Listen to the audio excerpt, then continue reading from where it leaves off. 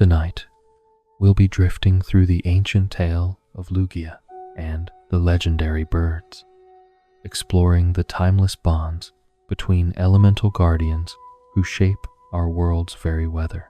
Find a comfortable position, let your breathing slow, and allow your mind to float alongside these majestic creatures as they soar through myths older than memory.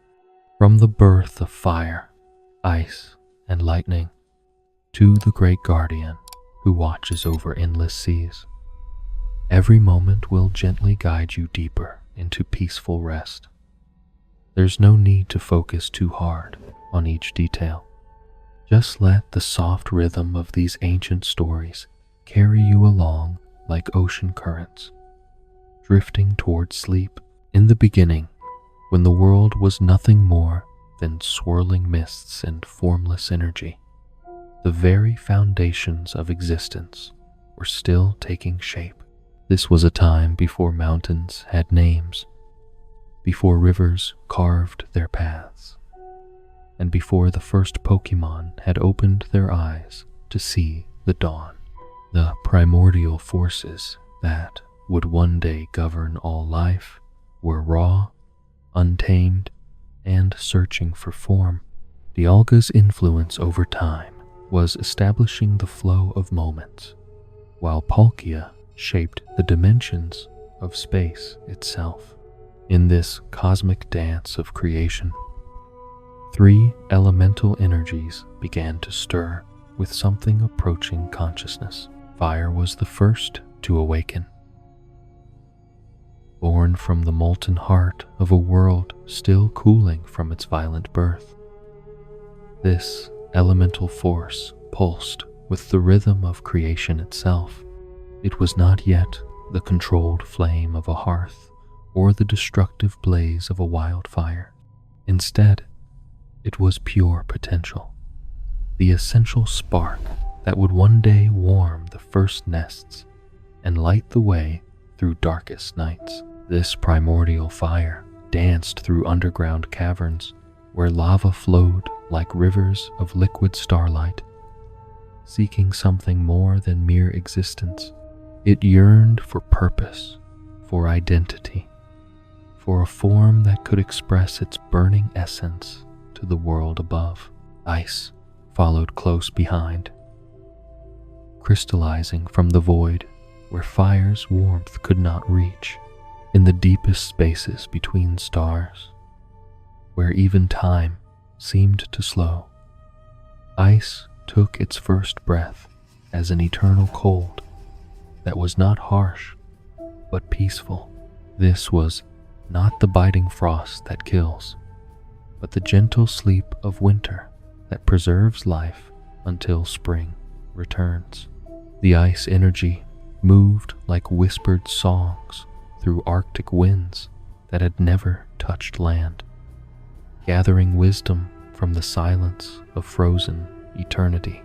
It understood patience in ways that fire never could, knowing that all things must rest, must slow, must find stillness to truly understand their place in the greater symphony of existence. Lightning was born last, crackling to life in the turbulent spaces where fire and ice met and danced their eternal opposition.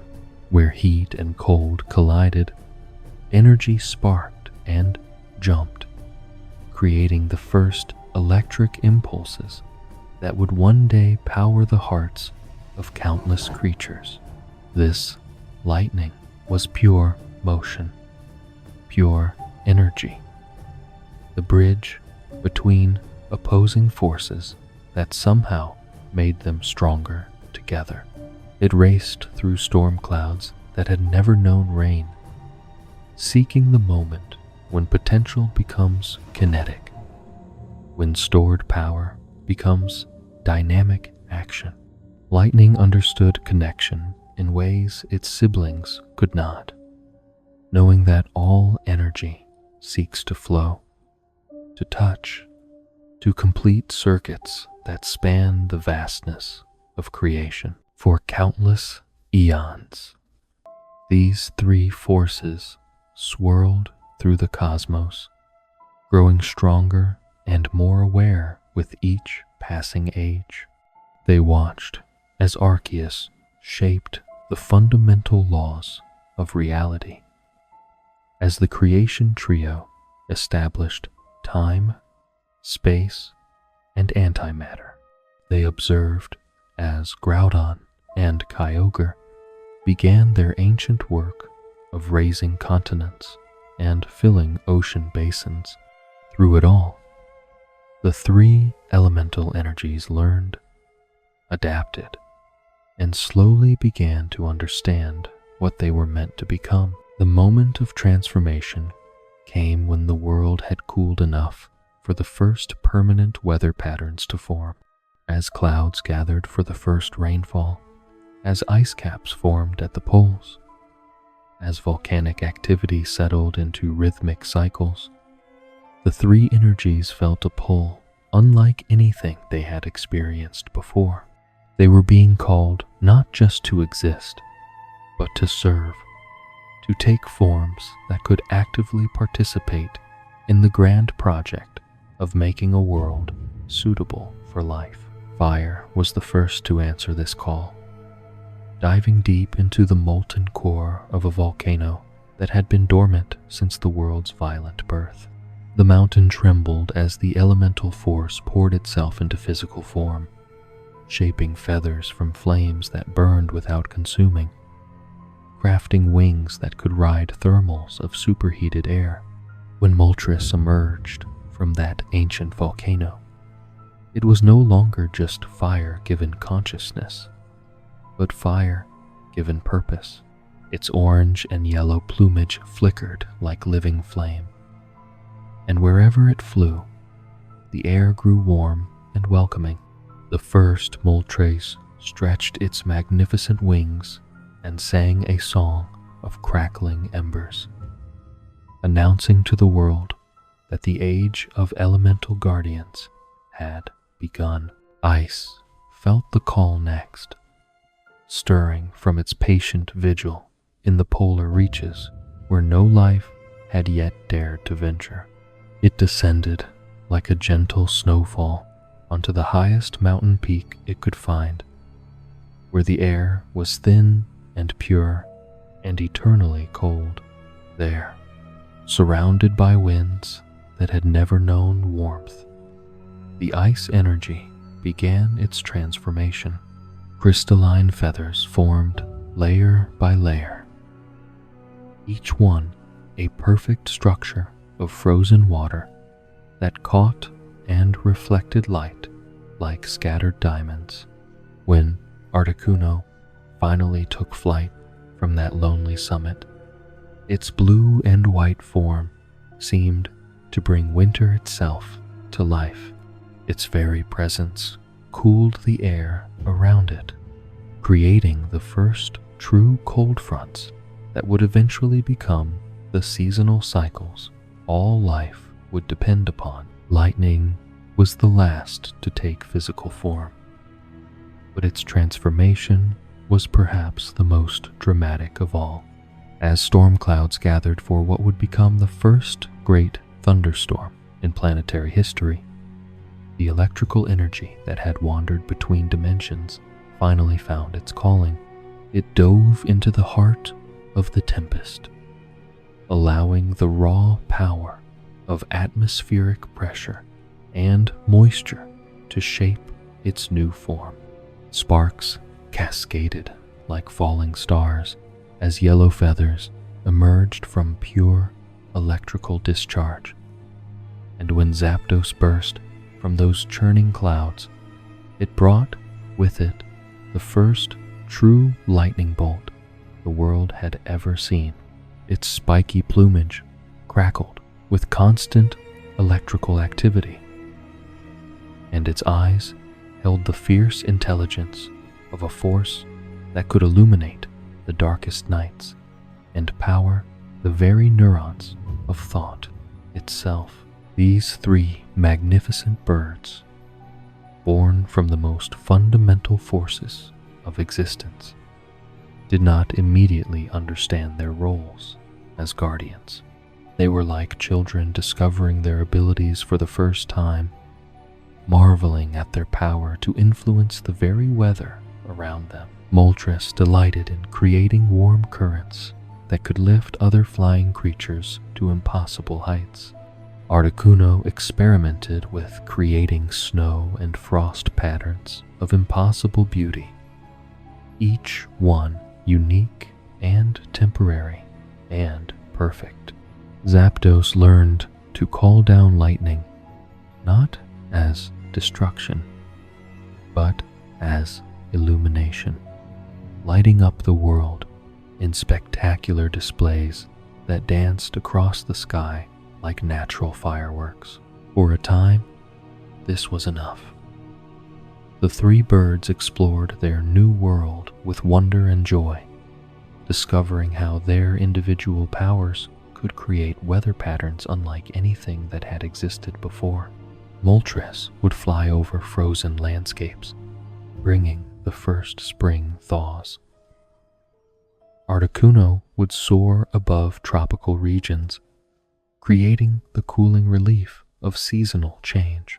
Zapdos would dance through clear skies, generating the electrical activity that would help plants grow and flourish. But as the world continued to evolve and the first complex life forms began to appear, the birds started to realize that their powers came with responsibilities they had not anticipated. Each discovered that their mere presence could dramatically alter local climates, sometimes in ways that helped the emerging life, and sometimes in ways that challenged it beyond endurance. A simple flight path could bring devastating drought, or killing frost, or electrical storms that overwhelmed fragile ecosystems, still learning how to adapt and survive. The three elemental guardians began to understand that raw power without wisdom could be as dangerous as it was magnificent. They needed to learn not just how to use their abilities, but when to use them and when to hold back.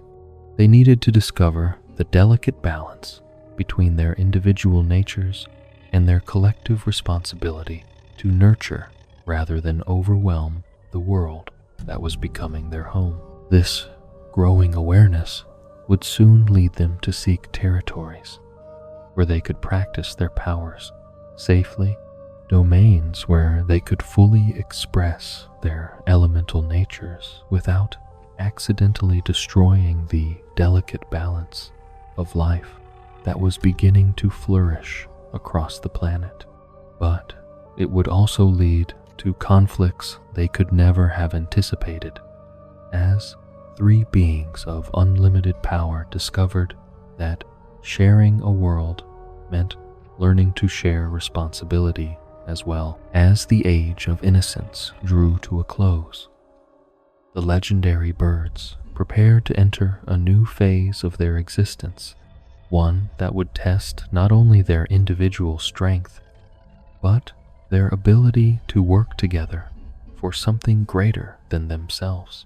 The stage was set for both harmony and conflict, for the greatest weather war the world would ever see, and for the eventual arrival of a guardian whose wisdom would exceed even their ancient understanding. The harmony that had defined the early relationship between Articuno, Zapdos, and Moltres was as fragile as morning frost, and like frost, it could not survive the heat of growing ambition. As the world matured and life flourished in ever more complex forms, the three legendary birds began to feel the weight of their responsibilities differently. What had once been playful exploration of their powers gradually transformed into something more serious, more territorial, and ultimately more dangerous. The first signs of tension appeared when the birds realized their territories were beginning to overlap in ways that created unexpected weather phenomena.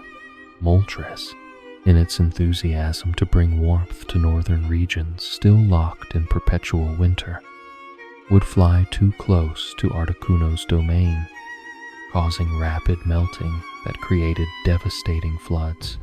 Articuno, seeking to bring cooling relief to desert regions, would venture into areas where Moltres had carefully maintained delicate temperature balances, causing sudden temperature drops that killed heat-loving plants and sent animals into shock.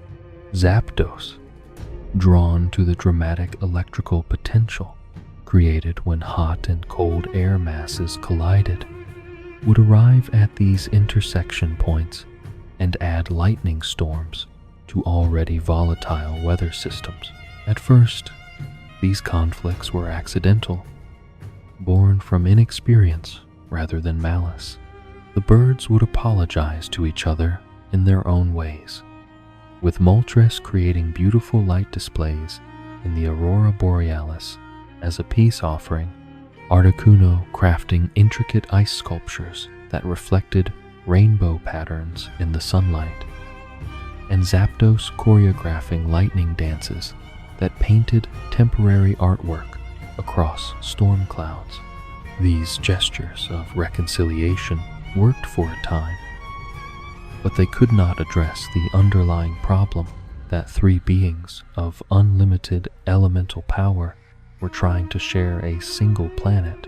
The breaking point came during what would later be remembered as the season of endless storm. Moltres had been working to extend the growing season in a region where early life forms were struggling to establish themselves. Its warm breath had melted snow cover and created perfect conditions for the first flowering plants to take root and spread. Articuno, observing from its icy peaks, became concerned that the accelerated warming would disrupt natural cycles and leave the region vulnerable to drought. When Moltres inevitably moved on, acting on what it believed was protective instinct, Articuno descended from its mountain sanctuary and began to restore the cooling patterns it felt were necessary for long-term stability. The meeting of these two opposing forces created a weather front unlike anything the young world had experienced. Where Moltres' heat met Articuno's cold, the air became a churning mass of conflicting pressures. Temperatures fluctuated wildly from scorching to freezing within minutes. The rapid changes in atmospheric pressure created winds that howled like living things in pain, and into this chaos flew Zapdos, drawn by the massive electrical potential building in the collision of hot and cold air masses. What followed was not a battle in any conventional sense, but rather a catastrophic release of elemental forces that had never been intended to oppose each other so directly. Moltres, feeling its carefully planned warming efforts being undone, began to burn hotter than it ever had before, its flame-colored feathers becoming white-hot with indignation.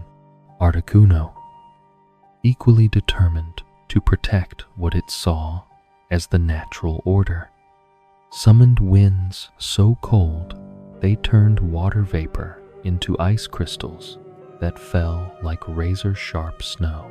Zapdos, caught between these extremes, released electrical bursts that split the sky and sent thunder rolling across continents. The first day of what would become known as the Great Elemental War saw temperature swings of over 100 degrees, tornadoes spawned by conflicting wind patterns, and lightning strikes that started forest fires even as ice storms attempted to extinguish them.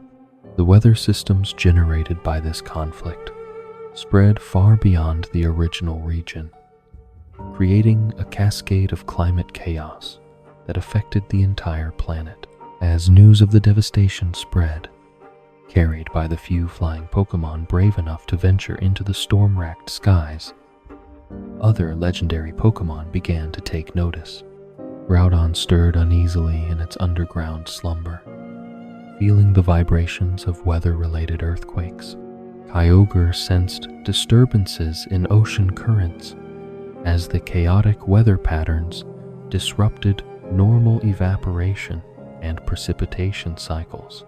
Even Rayquaza, master of the upper atmosphere, felt the effects as the birds' conflict sent shockwaves through air currents that normally flowed in predictable patterns. But the three birds, caught up in their elemental fury, seemed unable to recognize the scope of destruction they were creating.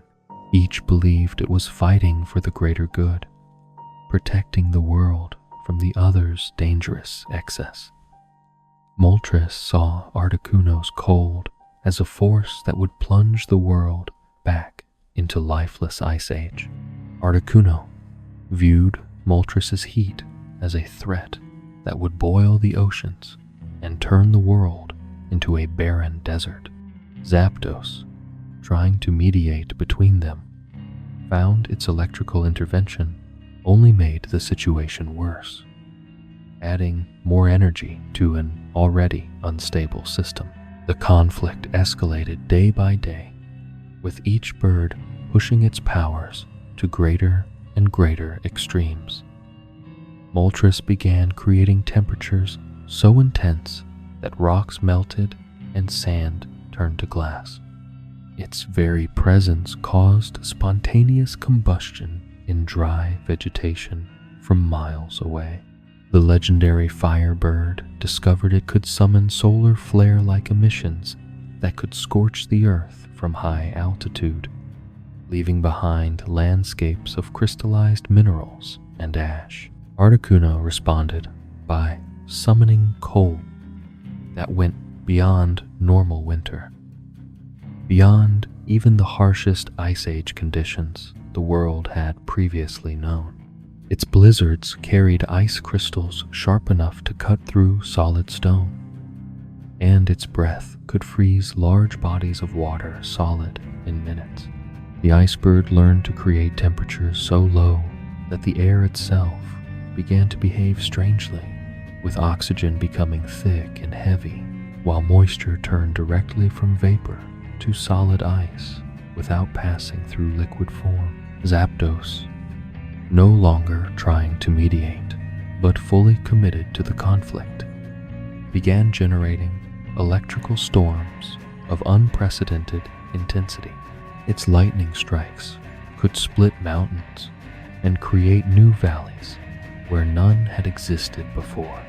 The thunder from its attacks was so loud it could be heard across entire continents, and the electromagnetic pulses it generated began to interfere with the natural magnetic fields that helped other Pokémon navigate. The war raged for weeks that felt like years, transforming entire regions into wastelands of conflicting elements.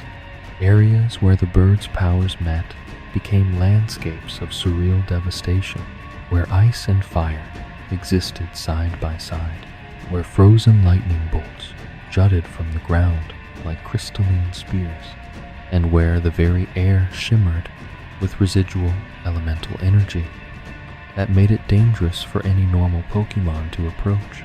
The first casualties were the weather patterns themselves. Normal seasonal cycles broke down completely as the birds' conflict overrode natural atmospheric processes. Spring never came to regions locked in Articuno's eternal winter. Summer became a merciless furnace in areas where Moltres held sway.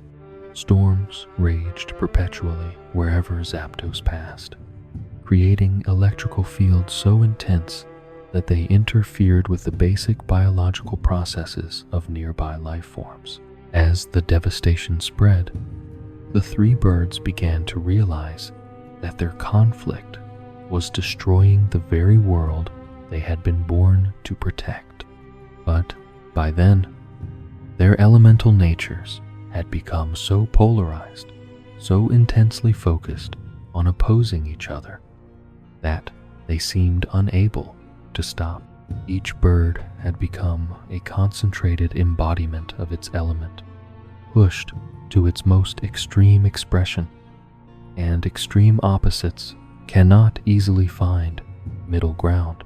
The young life forms that had been thriving under the bird's earlier protection began to suffer and die. Plants withered in temperatures too extreme for survival. Animals fled from regions where the air itself had become dangerous to breathe. Even the hardiest Pokémon found themselves unable to adapt quickly enough to environments that changed from Arctic to tropical to electrically charged within the span of hours. Ancient forests that had taken millennia to grow were reduced to ash or ice or shattered by lightning in single afternoons. Mountain ranges were reshaped by the constant battering of elemental forces. Rivers changed course as their sources were alternately frozen solid or boiled away. The ocean currents that carried nutrients around the world became disrupted by the chaotic weather patterns, creating dead zones where marine life could not survive. Perhaps most tragically, the three birds seemed to lose touch with their original purpose as guardians and protectors. Their conflict consumed their attention so completely that they forgot they were supposed to be nurturing life, not destroying it. They became locked in a cycle of escalating retaliation where each attack demanded a stronger response.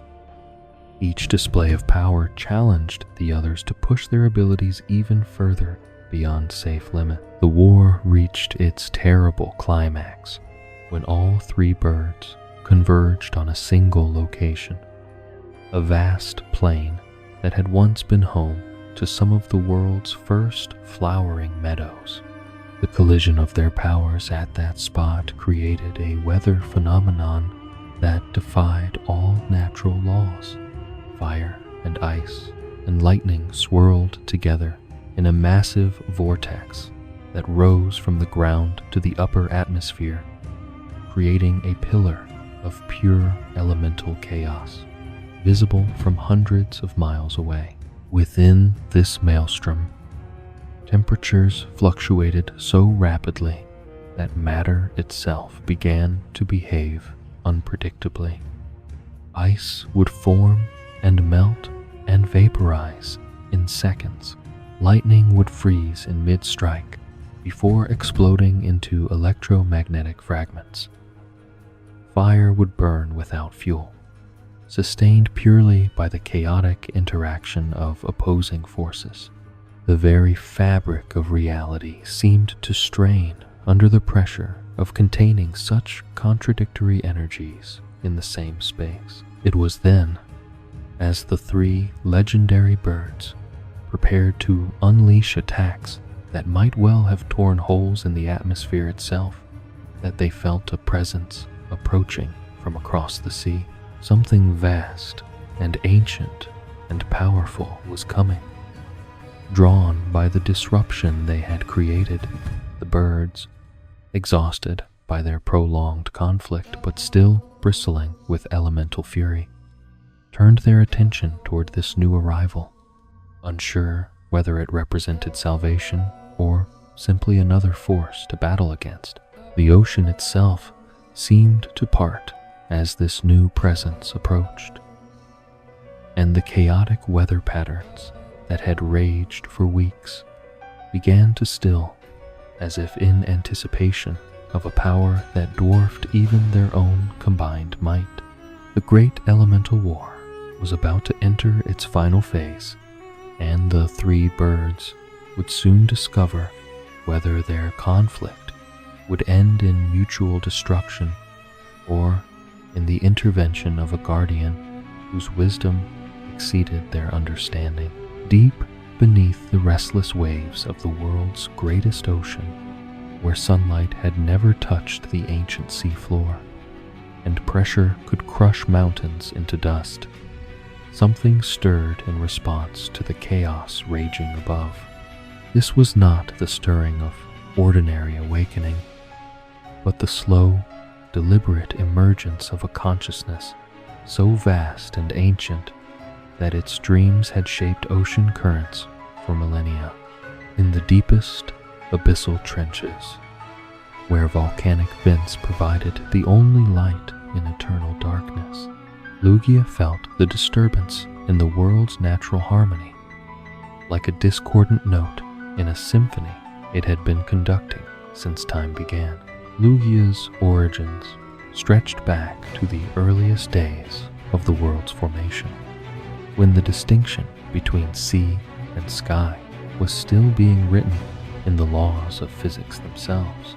Born from the marriage of wind and water, storm and calm, this legendary guardian represented not the raw elemental force of its charges above, but something more subtle and infinitely more complex, where Articuno, Zapdos, and Moltres embodied the pure essence of ice, lightning, and fire. Lugia embodied balance, itself the understanding that all forces must work in harmony or risk destroying the very thing they were meant to protect. The silver-winged guardian had not always dwelt in the ocean depths. In the earliest ages, when the world was still learning its own rhythms, Lugia had soared through skies that stretched unbroken from horizon to horizon, learning the intricate dance of atmospheric pressures and temperature gradients that would eventually become weather. It had studied the way moisture rose from primordial seas to form the first clouds, how electrical charges built and discharged in the developing storm systems, how the interplay of heat and cold created the winds that would carry life-giving rain to every corner of the planet. Those early flights had been lessons in cosmic responsibility. Lugia discovered that its very presence could influence weather patterns on a planetary scale, that a single beat of its massive wings could redirect storm systems across continents. This power was both magnificent and terrifying, because with it came the realization that even the slightest miscalculation could bring drought to regions that needed rain, or floods to areas that required dry seasons for their ecosystems to thrive. Understanding the weight of such responsibility, Lugia had made the conscious choice to retreat from active involvement in daily weather patterns, instead taking up residence in the deep ocean, where its influence would be more subtle and indirect. From beneath the waves, it could monitor the great currents that carried warm and cold water around the globe, the massive circulation patterns that helped regulate planetary climate without the dramatic, immediate effects of aerial intervention.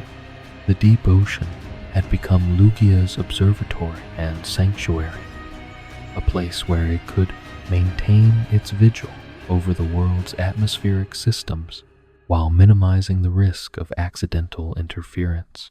The pressure of the depths did not burden its legendary form, and the eternal darkness provided a peaceful environment for the deep meditation required to sense disturbances in weather patterns thousands of miles away.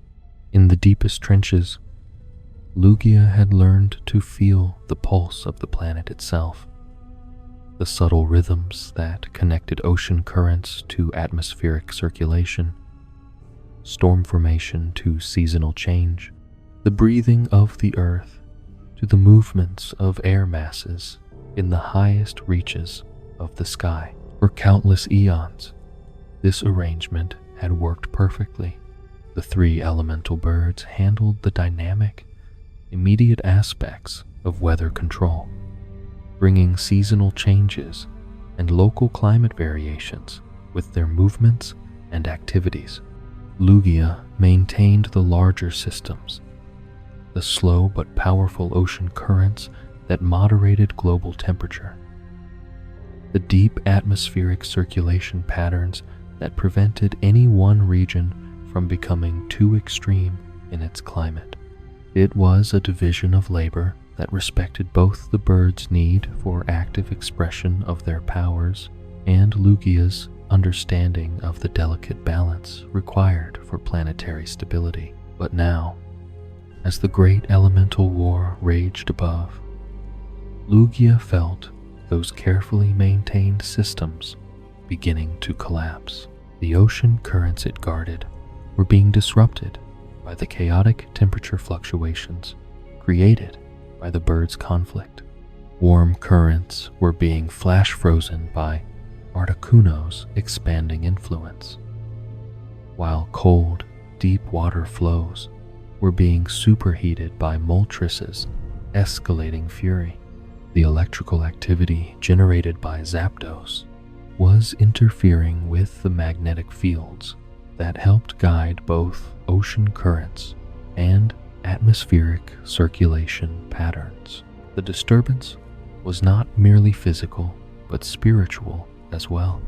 Lugia possessed a psychic sensitivity that allowed it to perceive the emotional and mental states of other legendary Pokémon, and what it sensed from the three birds above filled it with profound sorrow.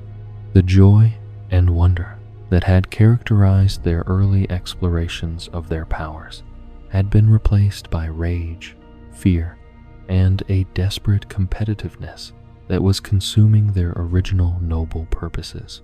They were no longer guardians of the elements, but prisoners of them, trapped in ever-escalating cycles of retaliation that fed on themselves and grew stronger with each exchange. The awakening process for a being of Lugia's magnitude was not something that could be rushed. Its consciousness had been distributed across thousands of miles of ocean current and atmospheric circulation, and gathering that awareness back into a single focused form required careful preparation. Like a vast symphony slowly building to crescendo, Lugia began to call its scattered psychic presence back to its physical form, resting in the deepest ocean trench. As its consciousness consolidated, the immediate area around Lugia's resting place began to change. Bioluminescent deep-sea creatures that had never shown fear of anything began to sense the building pressure of awakening legendary power and fled to safer waters. The water itself seemed to thicken with psychic energy, creating currents that spiraled in perfect mathematical patterns around the Guardian's silver form. Even the volcanic vents that provided heat to the abyssal plains grew quieter, as if the earth itself was holding its breath in anticipation. Lugia's physical form was a masterpiece of evolutionary design, perfectly adapted for its dual mastery of sea and sky. Its body combined the sleek hydrodynamics necessary for deep ocean travel with the aerodynamic perfection required for atmospheric flight. Its silver-white coloration allowed it to blend seamlessly with both storm clouds and the pale light that filtered down through deep water. The blue accents on its back and the distinctive ridges along its spine could channel both water currents and air flows with equal efficiency. Most magnificent of all were Lugia's wings, vast appendages that could span hundreds of feet when fully extended, and were capable of generating enough force to create or dispel storm systems. The wings were not merely for flight, but served as sophisticated atmospheric manipulation tools, each feather capable of detecting minute changes in air pressure, humidity, and electrical charge. When Lugia flew, it did not simply move through the air, but actively reshaped it, creating or eliminating weather patterns with the precise control of a master artist working with wind and water as medium. The psychic abilities that complemented Lugia's physical power were perhaps even more remarkable. Its telepathic range could span continents, allowing it to communicate with other legendary Pokémon or sense disturbances in the natural order from vast distances. This psychic sensitivity extended to weather patterns as well, enabling Lugia to perceive the complex interactions between atmospheric systems as clearly as if they were visible objects. It could feel the formation of hurricanes days before they developed, sense the building pressure that would become tornadoes, and detect the subtle changes in ocean temperature that would shift global climate patterns. But perhaps most importantly for the current crisis, Lugia possessed what could only be described as an empathic connection to the emotional and spiritual aspects of weather itself. It understood that storms were not merely physical phenomena, but expressions of the planet's emotional state, that the fury of hurricanes reflected accumulated tensions in natural systems, that the peace of clear skies represented harmony between competing forces. This understanding made Lugia uniquely qualified to address the psychological as well as physical aspects of the bird's conflict. As Lugia's awakening progressed, it began to extend its psychic awareness toward the surface, feeling for the extent of the damage caused by the elemental war. What it discovered was worse than it had feared. The disruption was not limited to weather patterns, but had begun to affect the fundamental atmospheric and oceanic systems that sustained life on the planet. The polar ice caps were simultaneously melting and expanding in different regions, creating massive changes in sea level and salinity. The jet streams that normally carried weather systems in predictable patterns had become chaotic, creating unprecedented climate conditions in regions totally unprepared for such extremes. The electromagnetic disruption caused by Zapdos was perhaps the most subtle, but potentially most dangerous effect. The planet's magnetic field, which protected all life from harmful solar radiation, was being interfered with by the constant electrical activity. While the disruption was not yet severe enough to cause immediate harm, continued escalation could eventually compromise the magnetosphere itself, exposing the planet's surface to radiation levels that would be devastating to developing life forms. Most troubling of all was what Lugia sensed from the three birds themselves. Their conflict had reached a point where they seemed unable to distinguish between protecting the world and destroying their rivals. The elemental energies they wielded had become so intense and so polarized that the birds risked losing their individual identities entirely, becoming pure forces of destruction rather than the conscious guardians they had been born to be. Understanding the full scope of the crisis, Lugia began the final phase of its awakening. This required not just gathering its consciousness, but preparing its body for the kind of exertion it had not undertaken since the earliest days of the world.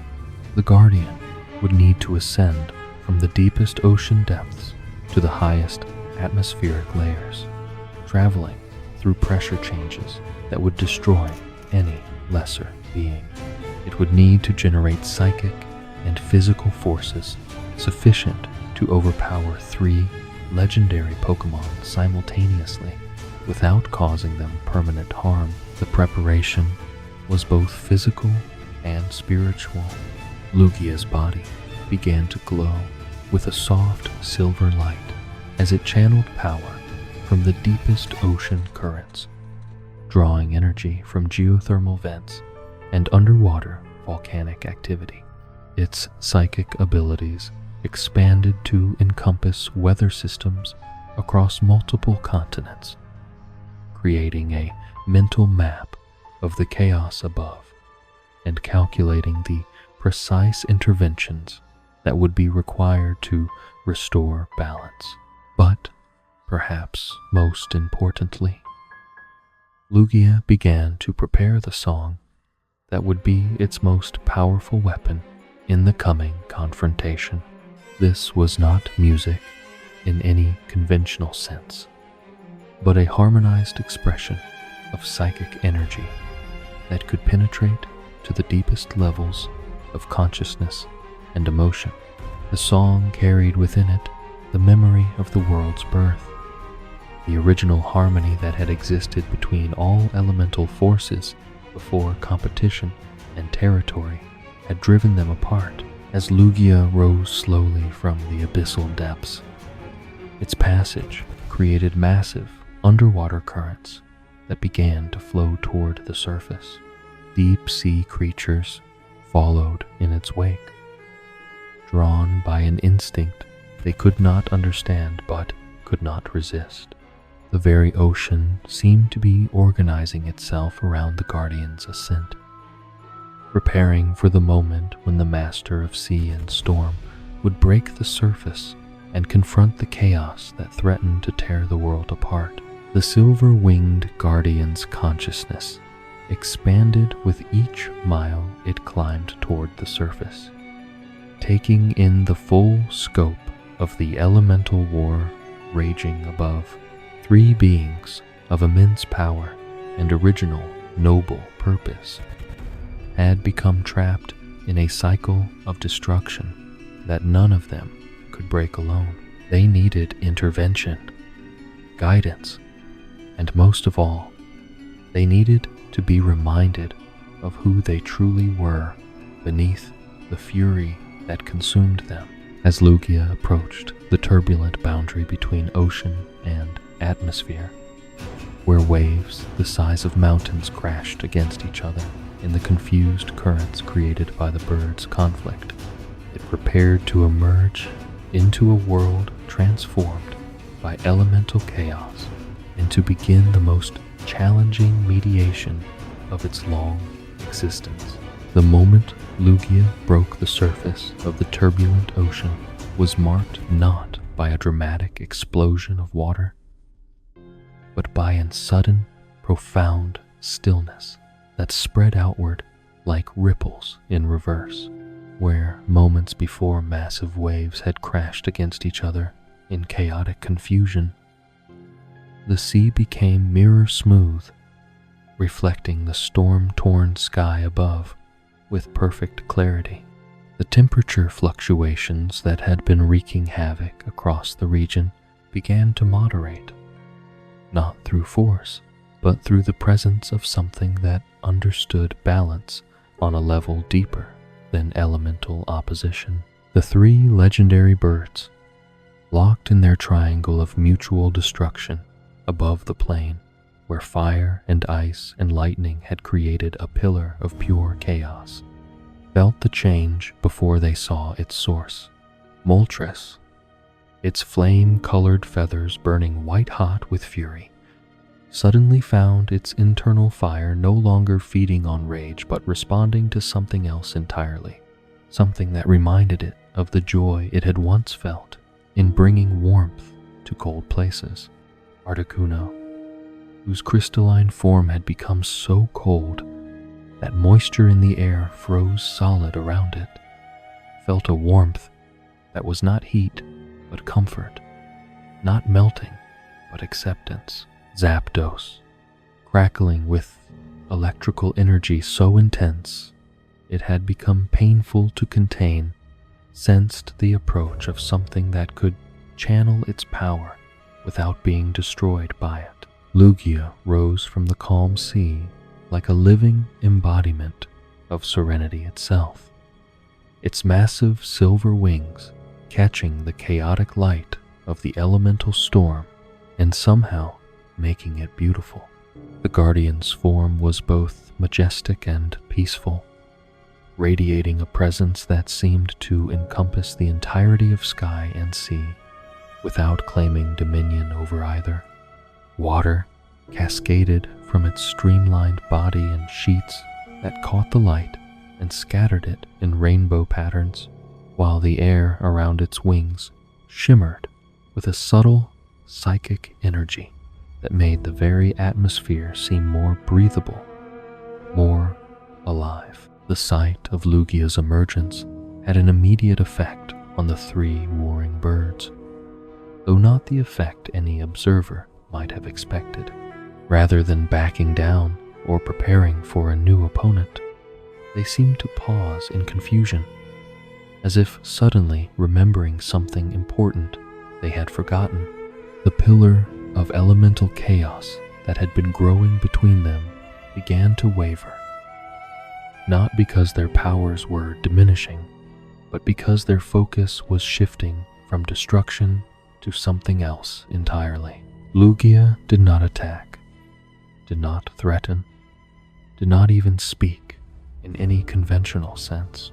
Instead, it began to fly in a slow, measured spiral around the three birds, its massive wings creating air currents that somehow managed to separate their conflicting energies without opposing them directly. Where Moltres' heat met Articuno's cold, Lugia's presence created a buffer zone of perfectly temperate air. Where Zapdos's electrical discharges threatened to ignite Moltres' fires or shatter Articuno's ice, the Guardian's psychic influence channeled the energy harmlessly into the upper atmosphere. The technique Lugia employed was not force, but redirection. Not domination, but integration. Its mastery over atmospheric pressure allowed it to create pockets of stable air that prevented the birds' powers from reinforcing each other's intensity. Its control over wind patterns gradually began to separate the three combatants, not by pushing them apart, but by creating air currents that naturally drew them in different directions. Most importantly, its psychic presence began to penetrate the rage and fear that had been driving their conflict, reaching toward the original noble purposes that still existed deep within their elemental souls. Moltres was the first to feel the full impact of Lugia's intervention. As the Guardian's spiral brought it closer to the Firebird, Moltres found itself enveloped in air currents that somehow enhanced its flame without making it destructive. For the first time in weeks, its fire felt warm rather than burning, life-giving rather than consuming. The white-hot fury that had been driving it to ever greater extremes began to cool to a golden glow that was somehow more powerful because it was controlled, more beautiful because it was purposeful. The change in Moltres had an immediate effect on the dynamics of the conflict. Without the Firebird's escalating heat to oppose, Articuno's defensive ice-making became less frantic, less desperate. The Ice Bird found itself creating beautiful, crystalline structures rather than walls of frozen defense, patterns of frost that enhanced rather than blocked the light from Moltres' moderated flames. For a moment that felt like a glimpse of how things were supposed to be. Fire and ice danced together in Lugia's currents, creating a display of natural beauty that neither could achieve alone. Zapdos, witnessing this transformation, felt its own electrical fury beginning to shift from destructive discharge to something more creative. The lightning bird discovered that its power could illuminate rather than destroy, that electrical energy could enhance the interplay between fire and ice rather than disrupting it. Bolts of controlled lightning began to arc between Moltres and Articuno in patterns that were clearly not attacks, but expressions of connection, bridges of energy that helped the two opposing elements find harmony. But even as this moment of cooperation emerged, the habits of conflict were too deeply ingrained to disappear immediately. Moltres, confused by the sudden change in its internal state, flared back to its previous intensity, suspecting some kind of trick or manipulation. Articuno, equally uncertain about this unexpected shift toward harmony, responded by creating barriers of ice that reflected and scattered Moltres' renewed heat. Zapdos, caught between hope for peace and the electrical storm still raging in its core, discharged lightning bolts that were part attack and part confusion. It was then that Lugia revealed its most powerful ability, the technique that had made it the undisputed guardian of atmospheric harmony. As the three birds began to slide back toward their destructive patterns, Lugia opened its beak and released not a roar or a cry, but a song that seemed to emerge from the deepest places of the ocean and the highest reaches of the sky simultaneously. The song was unlike anything that had ever been heard in the world before or since. It carried within it the memory of the world's birth, when all elements had worked together in the cosmic dance of creation. It held the sound of the first rainfall, the whisper of the first wind, the crackle of the first lightning bolt that had brought energy to lifeless matter.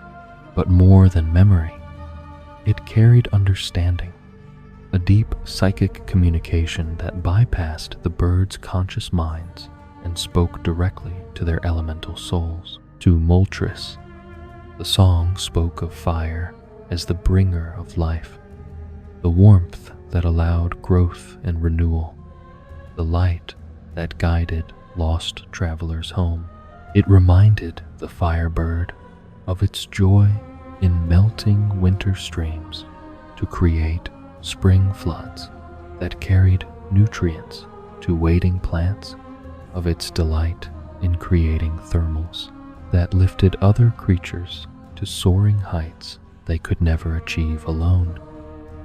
The song washed away the memory of fire as destroyer and restored the deeper truth of fire as creator. To Articuno, the song sang of ice as the preserver, the force that stored water for dry seasons and protected sleeping life through harsh winters. It recalled the ice bird's original wonder at creating snowflakes of impossible complexity, each one a tiny work of art that would never be exactly repeated. The song reminded Articuno that cold was not the opposite of life, but one of its essential conditions.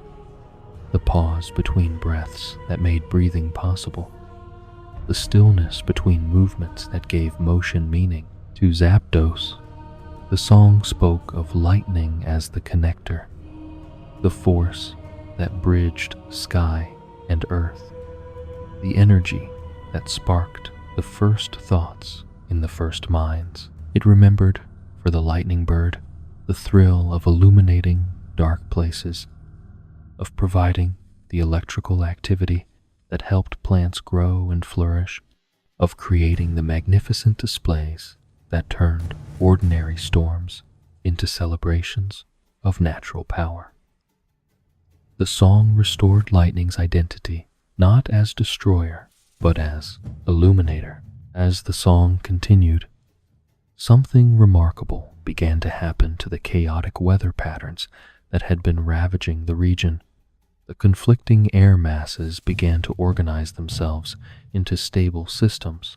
The temperature fluctuations smoothed into gradual transitions that created cooling breezes rather than shocking thermal shocks. The electrical activity in the atmosphere shifted from random destruction to purposeful circulation that actually enhanced the region's natural climate patterns. The three birds found themselves drawn not away from each other, but into a new kind of relationship entirely. Instead of competing for territory, they began to understand how their individual powers could complement and enhance each other's effects. Moltres discovered that its heat was more effective when moderated by Articuno's cooling influence, creating temperature gradients that generated beneficial winds. Articuno learned that its ice was more beautiful and more useful when illuminated by Moltres' light and activated by Zapdos' electrical energy.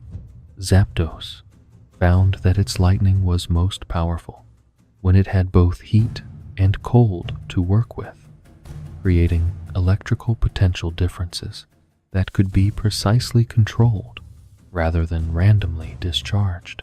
Lugia's song began to weave their individual melodies into a harmony that was greater than the sum of its parts. The Guardian's voice provided a foundation of deep, resonant tones that represented the stable ocean currents and long-term atmospheric patterns. Above this foundation, the three birds began to add their own voices, no longer the harsh cries of battle, but the pure tones of their essential natures. Moltres sang with the warm crackling of a peaceful hearth fire. Articuno's voice rang like wind chimes made of the purest ice crystal. Zapdos contributed the musical hum of controlled electrical energy, like the sound of the aurora borealis made audible. Together, their four-part harmony created a music that began to heal the damaged landscape below. Plants that had been withered by extreme temperatures began to show new growth. Water sources that had been frozen solid or boiled away began to return to normal levels. The air itself became cleaner and more breathable as the chaotic weather patterns resolved into stable, beneficial climate systems. But the most important healing was happening within the birds themselves. As they sang together under Lugia's guidance, they began to remember not just their individual purposes, but their collective responsibility. They were not competitors for limited territory, but collaborators in the unlimited work of maintaining planetary weather systems. Each had unique abilities that were essential to the whole, but none could achieve their full potential without the other's complementary powers. The realization came not as a sudden revelation, but as a gradual dawning, like sunrise after a long night. Moltres understood that its fire was most beneficial when balanced by ice and directed by lightning. Articuno recognized that its preservation abilities were most meaningful when they protected something warm and alive that lightning had energized. Zapdos discovered that its connecting power was most valuable when it bridged not just sky and earth, but fire and ice, heat and cold, all the opposing forces that needed reconciliation to create harmony. As the song reached its crescendo, the three birds found themselves flying not in combat formation, but in a synchronized dance that mirrored the orbital patterns of celestial bodies. They spiraled around each other in complex, three-dimensional patterns that created weather phenomena of breathtaking beauty. Moltres' flight path generated warm updrafts that Articuno shaped into crystalline clouds, which Zapdos illuminated with gentle lightning that looked more like natural fireworks than destructive bolts. Lugia, witnessing this transformation, began to gradually reduce its direct intervention, allowing the birds to maintain their harmony through their own efforts, rather than depending on external guidance. The Guardian's song shifted from active direction to gentle support, providing a steady foundation that the birds could rely on while developing their own cooperative rhythms. The great elemental war was ending not with victory or defeat, but with understanding, not with the domination of one force over others, but with the integration of all forces into a greater pattern of cooperation. The three birds had learned that their individual strength was multiplied rather than diminished when they worked together, that their elemental differences were assets rather than obstacles to their shared mission of maintaining planetary harmony. As the last echoes of their combined song faded into the now peaceful atmosphere, the three legendary birds settled onto the ground for the first time since their conflict had begun. They were exhausted from weeks of battle, but it was a clean exhaustion, like the tiredness that comes after good work well done, rather than the depletion that follows destructive effort.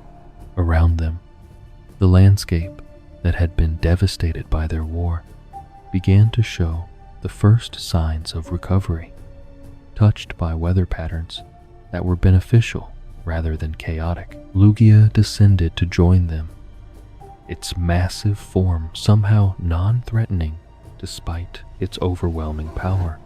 The Guardian's presence had shifted from intervention to invitation, offering not domination but partnership in the great work of planetary stewardship.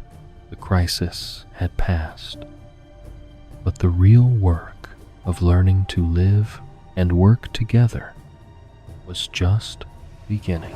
In the aftermath of their reconciliation, as the three legendary birds and their guardian settled into the first peaceful silence they had shared in many weeks, Lugia began to contemplate a solution that would prevent such devastating conflict from ever occurring again. The immediate crisis had passed, but the underlying problem remained unchanged. Four beings of immense elemental power were trying to share a single world, and without proper boundaries and understanding, future conflicts seemed inevitable. The Guardian of Sea and Storm understood that lasting peace would require more than momentary harmony. It would require a fundamental restructuring of how the legendary birds related to both their powers and their territories. The solution came to Lugia not as a sudden inspiration, but as a gradual understanding that emerged from its deep connection to the planet's geological and atmospheric systems. Throughout the world's oceans, there existed chains of islands that had been formed by volcanic activity in the earliest ages of creation. These islands scattered across vast distances, but connected by deep ocean currents, represented a perfect balance between isolation and connection. They were separate enough to provide individual territories for each bird, yet close enough to maintain the cooperation that had proven so essential to their effectiveness as weather guardians. One such chain, located in waters where tropical and temperate currents met in complex patterns, caught Lugia's particular attention. The islands sat at the intersection of multiple weather systems, making them ideal observation posts for monitoring and influencing global climate patterns. More importantly, they were positioned in such a way that each could serve as an amplification point for elemental powers, allowing the birds to affect weather across vast distances without needing to travel constantly or risk territorial conflicts. The central island of this chain was the largest and most geographically diverse, with deep harbors perfect for Lugia's oceanic nature, high peaks suitable for aerial observation, and a complex ecosystem that could benefit from careful weather management. This island, which would eventually be known to the few humans who discovered it as Shamuti Island, possessed a unique geographical feature that made it perfect for Lugia's purposes. Ancient volcanic activity had created a series of interconnected underwater caverns that provided perfect shelter for a creature of Lugia's size, while maintaining connections to deep ocean currents. The other 3 islands in the chain were smaller but no less significant, each possessing characteristics that seemed almost deliberately designed for one of the elemental birds. The volcanic activity that had created the island chain had left one island with active thermal vents and flows of molten rock that continued to shape its landscape. Another had been carved by ocean currents and wind patterns into a formation of perpetual ice caves and frozen peaks. The third sat at the convergence of atmospheric pressure systems that generated constant electrical activity in its upper atmosphere. Lugia's proposal to the 3 birds was both practical and symbolic. Each would claim one of the outer islands as their primary territory, a place where they could fully express their elemental nature without interference or the need to moderate their powers for the safety of others. These islands would serve as both homes and power sources, locations where each bird could retreat to restore their energy and commune with their elemental essence. From these bases, they could monitor their assigned portions of the global weather system and respond to imbalances or emergencies as needed. The island designated for Moltres was a masterpiece of volcanic architecture where flowing lava had created landscapes of obsidian and pumice that seemed to have been designed by fire itself. Active thermal vents provided constant heat, while underground magma chambers created a network of warm caverns perfect for a creature whose body temperature could melt stone. The island's position in the ocean currents ensured that Moltres' heat would be moderated by cooling sea breezes, preventing the kind of runaway temperature increases that had contributed to the recent conflict. What made this island truly special for Moltres was the presence of what Lugia called the Eternal Flame, a natural gas vent that had been burning continuously since the island's formation. This flame served both practical and spiritual purposes for the Firebird.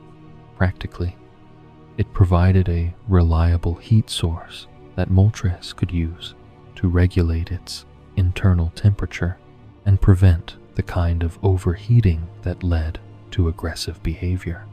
Spiritually, it represented the controlled, purposeful fire that Moltres aspired to embody, a flame that burned steadily and beneficially rather than raging destructively. The island chosen for Articuno presented a completely different but equally perfect environment. Positioned where cold ocean currents from polar regions met the warmer waters of the tropical chain, it existed in a state of perpetual winter that felt like home to the icebird. Glacial formations created by ancient ice ages had carved the island into a sculpture of crystalline beauty, with ice caves that remained frozen year-round and peaks that caught and reflected sunlight in spectacular prismatic displays. The unique feature that made this island ideal for Articuno was a phenomenon Lugia termed the eternal frost, a combination of underground cold springs and atmospheric conditions that created areas of permanent ice regardless of seasonal changes. This provided Articuno with a stable base temperature that prevented the kind of defensive overcooling that had characterized its behavior during the recent war. More importantly, it offered the icebird a place where it could create ice sculptures and frozen artworks of unlimited complexity without worrying about them melting or being destroyed by competing elemental forces. Zapdos's island was perhaps the most dramatic of the three. Positioned at a point where multiple atmospheric pressure systems converged to create almost constant electrical activity, storm clouds gathered and dispersed around its peaks in regular cycles, providing Zapdos with a natural rhythm of electrical generation and discharge that helped regulate its internal energy levels. The island's unique mineral composition, rich in conductive metals and crystals, amplified and focused electrical energy in ways that allowed Zapdos to generate lightning with unprecedented precision and control. The signature feature of Zapdos's domain was what Lugia called the Eternal Storm, a weather phenomenon that maintained a constant state of controlled electrical activity in the atmosphere above the island. This storm was not the chaotic, destructive tempest that Zapdos had been creating during the war, but a carefully balanced system that provided regular electrical discharge while maintaining stable atmospheric pressure. It served as both a source of power for Zapdos and a training ground where the lightning bird could practice precise control of electrical phenomena. Shamuti Island, Lugia's chosen residence, served as the coordination center for this new arrangement. Its position at the heart of the island chain allowed Lugia to monitor all three birds and respond quickly if conflicts arose. The island's deep underwater caverns provided perfect shelter for the Guardian while maintaining access to the ocean currents that were essential to its role in global weather management. Above water, the island's diverse ecosystems created a perfect testing ground for collaborative weather management, allowing the four legendaries to experiment with combined techniques in a controlled environment. The establishment of these island territories required more than simply designating boundaries. Each island needed to be prepared to serve as both home and workplace for its respective guardian. Lugia spent considerable time and energy reshaping the geological features of each island to optimize them for their intended purposes. Using its mastery over atmospheric pressure and ocean currents, the Guardian helped accelerate natural processes that would normally take thousands of years. On Moltres' island, Lugia redirected lava flows to create more efficient heating systems and shaped volcanic vents to provide better temperature regulation. The result was an island that could support Moltres' fire-based metabolism while providing natural cooling mechanisms that prevented overheating. Caves were carved to provide shelter during rest periods, while open areas were designed to allow for safe expression of Moltres' most intense fire-based abilities. Articuno's island received similar attention, with Lugia using its control over ocean currents to enhance the natural cooling effects that maintained the permanent ice formations. Underground cold springs were redirected to create more extensive ice cave systems, while the surface terrain was sculpted to maximize the reflection and refraction of sunlight through ice crystals. The result was an island that was not only perfectly suited to Articuno's needs, but also served as a natural work of art that inspired the ice bird to create beauty rather than mere destruction. Zapdos' island required the most complex modifications, as electrical phenomena are among the most difficult natural forces to control and redirect. Lugia worked with the island's natural mineral deposits to create a network of conductive pathways that could safely channel and focus electrical energy. Storm formation patterns were subtly influenced to create the regular electrical activity that Zapdos needed, while preventing the kind of random, chaotic lightning strikes that had characterized the recent conflict. The most important modification to Shamudi Island was the creation of what would later be known as the Chamber of the Guardian, a vast underwater cavern system that could accommodate Lugia's full size while providing access to multiple ocean current systems. This chamber was positioned to allow Lugia to monitor seismic activity, ocean temperature fluctuations, and atmospheric pressure changes across vast distances. From this central location, the Guardian could detect imbalances in global weather systems and coordinate responses with the three birds. As the islands were prepared and the birds began to settle into their new territories, something remarkable began to happen. The separation that might have been expected to weaken their cooperation actually strengthened it. With secure bases that perfectly suited their individual natures, each bird found it easier to moderate their powers and work collaboratively with the others. Moltres, no longer needing to compete for warm territories, could focus on creating beneficial heat rather than defensive fire. Articuno, secure in its eternal winter domain, could create cooling effects that complemented rather than opposed Moltres' warmth. Zapdos, with access to controlled electrical generation, could provide precise lightning effects that enhanced both fire and ice rather than disrupting them.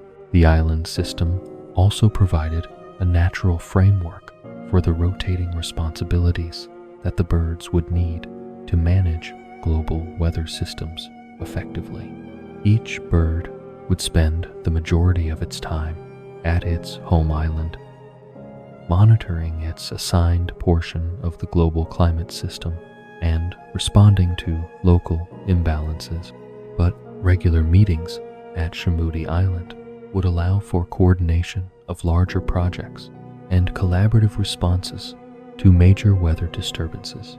These meetings, held under Lugia's guidance, became opportunities not just for practical planning, but for the continued development of the harmony that had ended their war. The birds learned to communicate not just through direct interaction, but through subtle modifications of their elemental effects that could be sensed and interpreted by the others. Moltres might signal the need for cooling assistance by slightly moderating its temperature output. Articuno could indicate readiness to provide support by creating ice formations that enhanced rather than blocked thermal currents.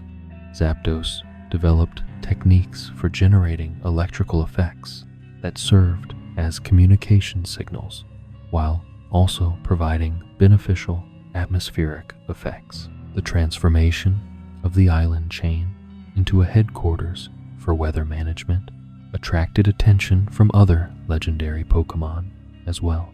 The successful resolution of the elemental war and the establishment of a cooperative framework for managing atmospheric systems served as a model for other legendary guardians struggling with similar territorial and responsibility conflicts.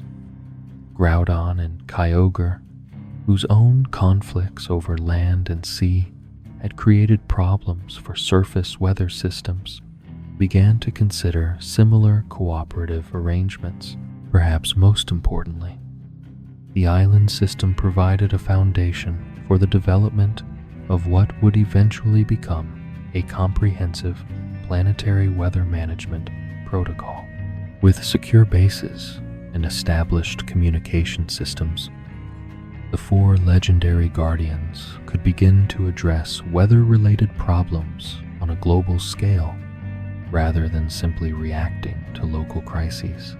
They could anticipate seasonal changes, prepare for natural disasters, and coordinate responses to climate imbalances before they became serious enough to threaten life on the planet. The establishment of the Sacred Islands marked the end of the crisis phase of legendary bird relationships and the beginning of their mature period as planetary guardians. Each had found not only a territory that suited their nature, but a role that fulfilled their deepest purposes. Moltres became the guardian of warmth and renewal, ensuring that no region remained so cold that life could not flourish. Articuno became the protector of preservation and rest, maintaining the cooling cycles that allowed ecosystems to recover and regenerate.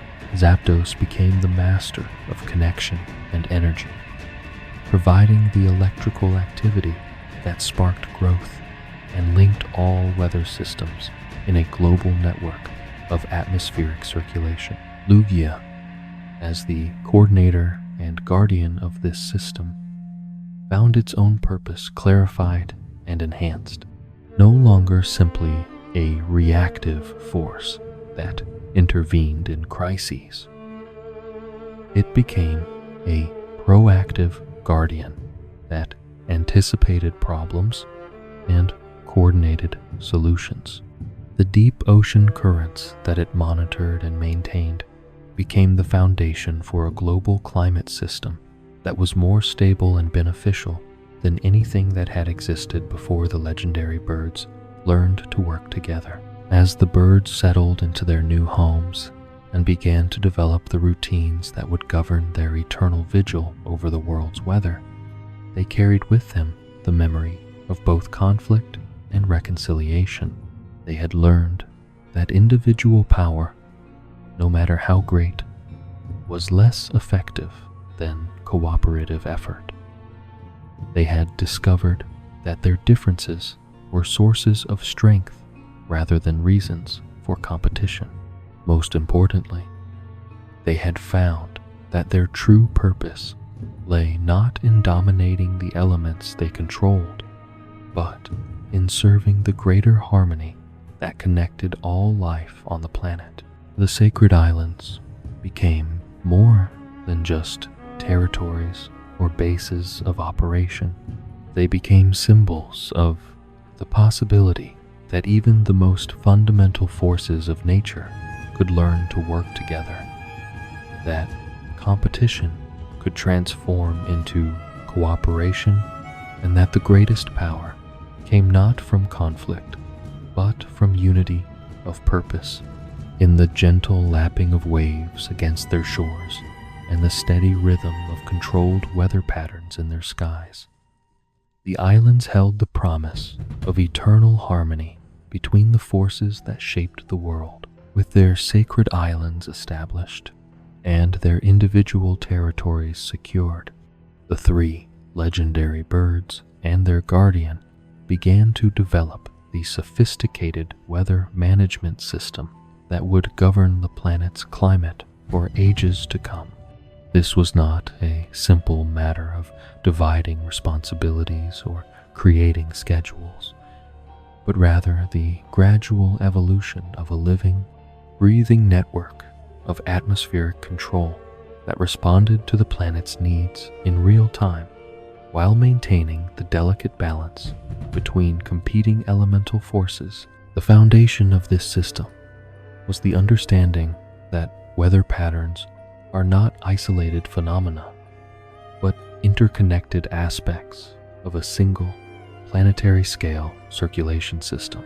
Ocean currents carry warm and cold water around the globe, creating temperature gradients that drive atmospheric circulation. Atmospheric pressure differences create winds that transport moisture and energy across continents. Electrical activity in the upper atmosphere influences magnetic fields that protect the planet from harmful solar radiation. Every local weather event is connected to global patterns, and every global pattern is influenced by countless local variations. Lugia's role as the central coordinator of this system grew naturally from its deep connection to ocean currents and atmospheric pressure systems. From its chamber beneath Shamudi Island, the Guardian could monitor the great circulation patterns that carried energy around the planet. The warm currents that flowed from tropical regions toward the poles, the cold currents that returned from polar regions toward the equator, the deep ocean streams that carried nutrients and minerals to every corner of the sea. All of these fell under Lugia's watchful supervision. The Guardian's influence over these currents was subtle but profound. By adjusting the temperature of deep ocean waters by just a few degrees, Lugia could alter the strength and direction of surface currents that affected weather patterns thousands of miles away. By modifying atmospheric pressure over key ocean regions, it could enhance or diminish the evaporation rates that fed moisture into global weather systems. Most importantly, by coordinating these adjustments with the activities of the three birds, Lugia could ensure that local weather modifications supported rather than disrupted global climate stability. Moltres embraced its role as the guardian of warmth and renewal with an enthusiasm that transformed its entire approach to using its fire-based powers. From its volcanic island base, the Firebird developed techniques for creating heat that was precisely calibrated to support life rather than threaten it. The eternal flame that burned at the heart of its territory became both a symbol and a tool for this new approach, providing a constant reference point for the kind of controlled, purposeful fire that Moltres strive to embody in all its activities. The seasonal responsibilities that Moltres accepted were both complex and deeply satisfying. As winter gave way to spring in various regions around the globe, the Firebird would make carefully planned flights to provide the warming influences that triggered plant growth and animal reproduction cycles.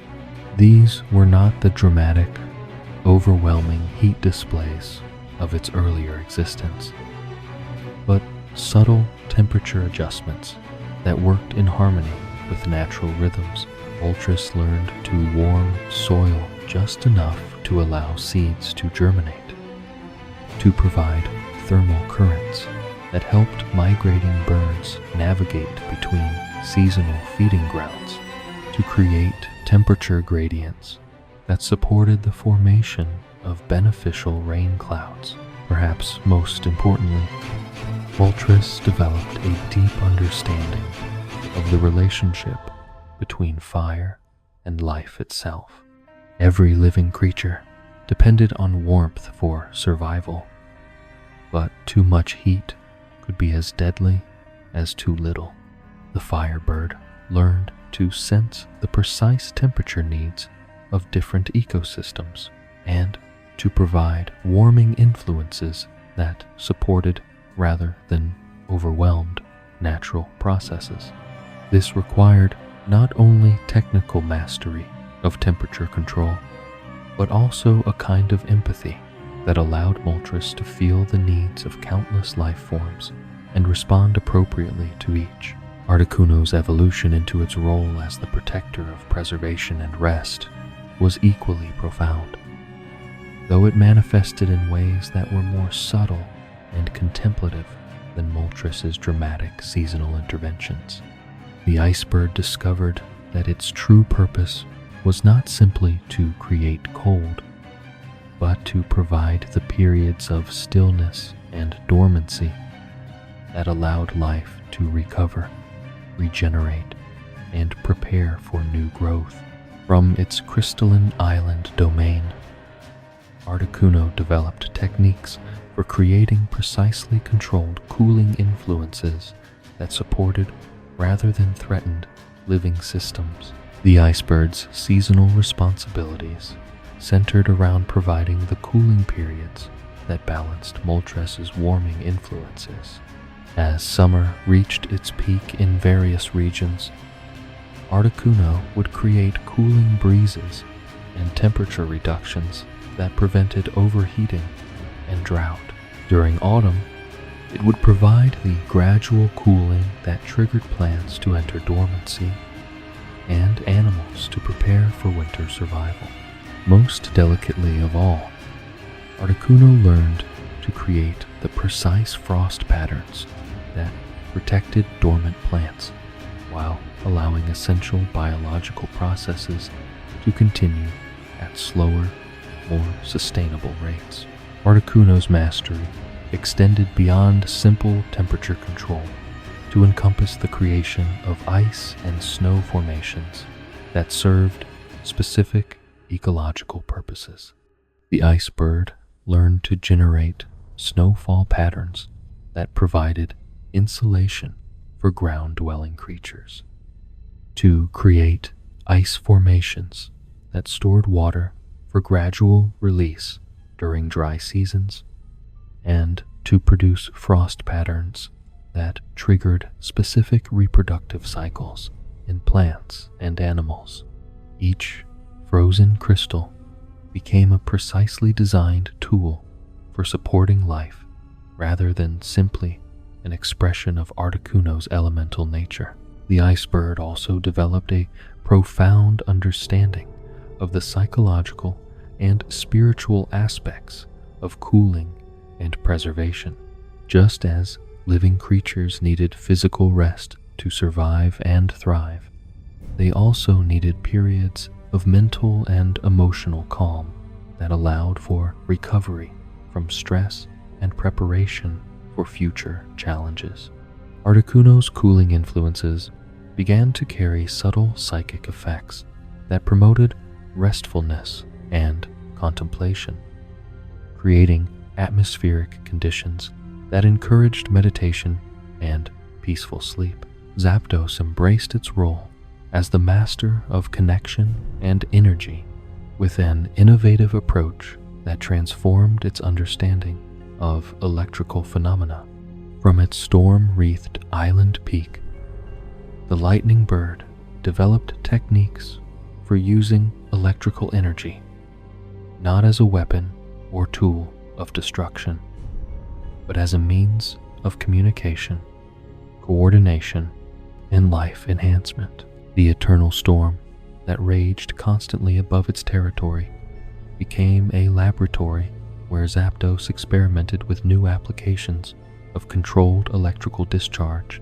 The lightning bird's responsibilities in the global weather system centered around providing the electrical activity that connected and coordinated atmospheric phenomena across vast distances.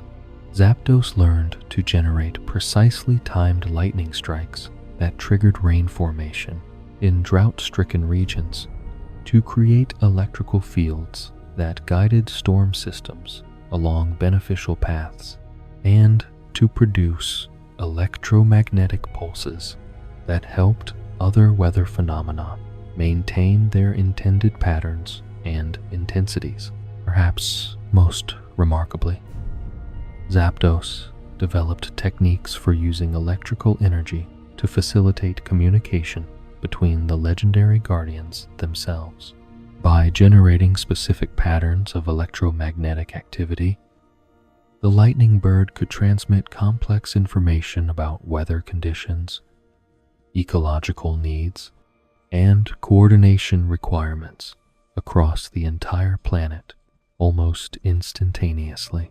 This electrical communication network became the nervous system of the global weather management system, allowing all four guardians to coordinate their activities with unprecedented precision and efficiency. Zapdos also discovered that its electrical abilities could directly support biological processes in ways that went far beyond simple weather modification.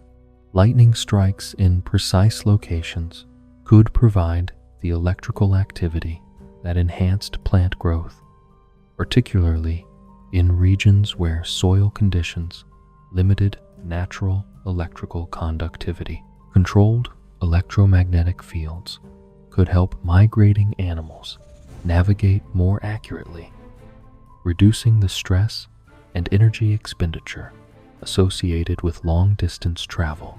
Most subtly of all, the background electrical activity that Zapdos maintained in the atmosphere helped support the bioelectrical processes that were essential to neural function in all advanced life forms. The coordination of these individual responsibilities into a coherent global system required the development of communication protocols and timing mechanisms that could function reliably across planetary distances. The four guardians established regular meeting schedules that coincided with major seasonal transitions, allowing them to coordinate their activities for maximum effectiveness. During these gatherings at Shamudi Island, they would share information about regional climate conditions, discuss emerging challenges or opportunities, and adjust their individual activities to support collective goals. Between formal meetings, the Guardians maintained constant communication through the electromagnetic network that Zapdos had developed. This allowed for real-time coordination of responses to unexpected weather events, natural disasters, or ecological emergencies. If a volcanic eruption in one region threatened to disrupt global climate patterns, Lugia could immediately coordinate with the three birds to provide compensating influences that minimized the disruption.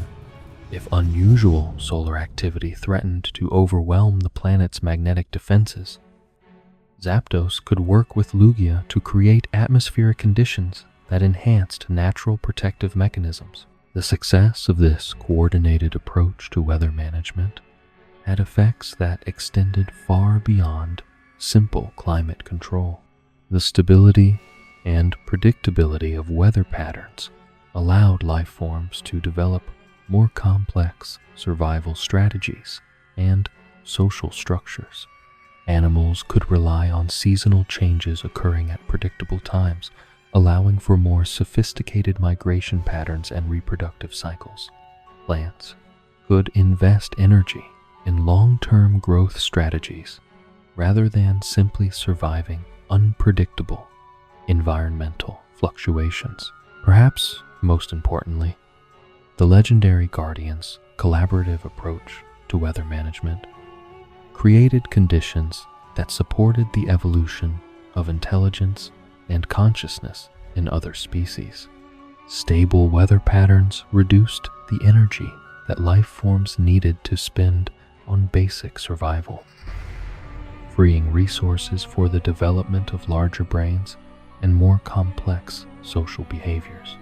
Predictable seasonal cycles allowed for the accumulation of knowledge and the development of planning abilities that would eventually lead to tool use, communication, and culture among the planet's non-legendary inhabitants. The Guardians themselves continued to evolve and develop their abilities through their collaborative work. Moltres discovered that its fire-based powers were most effective when moderated by cooling influences from Articuno and directed by electrical guidance from Zapdos. The Firebird learned to create warming effects that were precisely calibrated to work with cooling and electrical influences, producing temperature patterns that were more beneficial than any single element could achieve alone. Articuno found that its ice-based abilities could be enhanced and directed by both heat and electricity in ways that created more complex and useful cooling effects. The Ice Bird developed techniques for creating temperature gradients that supported specific biological processes, frost patterns that enhanced rather than inhibited plant growth, and cooling influences that complemented rather than opposed the activities of its fellow guardians. Zapdos discovered that electrical phenomena were most powerful and controllable when they operated within the temperature and pressure gradients created by fire and ice working together. The Lightning Bird learned to use the atmospheric conditions generated by Moltres and Articuno as frameworks for electrical effects that were more precise and beneficial than random lightning could ever be. Lugia's role evolved from simple coordination to active participation in the creative process of weather management. The Guardian discovered that its mastery over atmospheric pressure and ocean currents could be combined with the elemental abilities of the three birds to create weather phenomena that were entirely new and uniquely beneficial. Working together, the four legendaries developed techniques for creating rainfall patterns that delivered precise amounts of moisture to specific regions, temperature cycles that optimized growing seasons for different types of plants, and atmospheric conditions that supported the migration and reproduction patterns of countless animal species. The establishment of this collaborative weather management system also created opportunities for artistic and creative expression that none of the Guardians had anticipated. Working together, they could create weather displays of extraordinary beauty and complexity that served both practical and aesthetic purposes. Aurora formations that painted the night sky in impossible colors, while also providing beneficial electromagnetic effects. Cloud formations that created stunning visual displays, while delivering precisely measured amounts of rainfall. Lightning shows that illuminated the sky in choreographed patterns while also providing electrical activity that enhanced plant growth and animal navigation. These creative collaborations deepened the bonds between the guardians and enhanced their understanding of their individual and collective purposes. They discovered that their work was not just about maintaining climate stability, but about actively nurturing and enhancing the conditions that allowed life to flourish and evolve. Every weather pattern they created was an opportunity to support growth, to encourage diversity, to provide the environmental challenges and opportunities that drove evolutionary development. As the seasons turned and the years passed, the four guardians settled into rhythms that felt as natural and inevitable as the tides themselves. Their individual territories provided secure bases for rest and renewal, while their collaborative responsibilities gave meaning and purpose to their enormous powers. They had found a way to be both individual and collective, both independent and interdependent, both powerful and responsible. The sacred islands became centers of not just weather management, but also wisdom and understanding. Each guardian developed deep insights into the nature of balance, cooperation, and responsibility that would influence their approach to their duties for millennia to come. They learned that true strength came not from the ability to dominate others, but from the wisdom to work with them. They discovered that individual excellence was meaningless without collective harmony. Most importantly, they understood that their greatest power lay not in their elemental abilities, but in their capacity to create conditions that allowed others to thrive. As the legendary guardians continued their eternal vigil over the planet's weather systems, they carried with them the knowledge that they had achieved something unprecedented in the history of legendary Pokémon Day. They had transformed competition into cooperation, conflict into collaboration, and individual power into collective wisdom.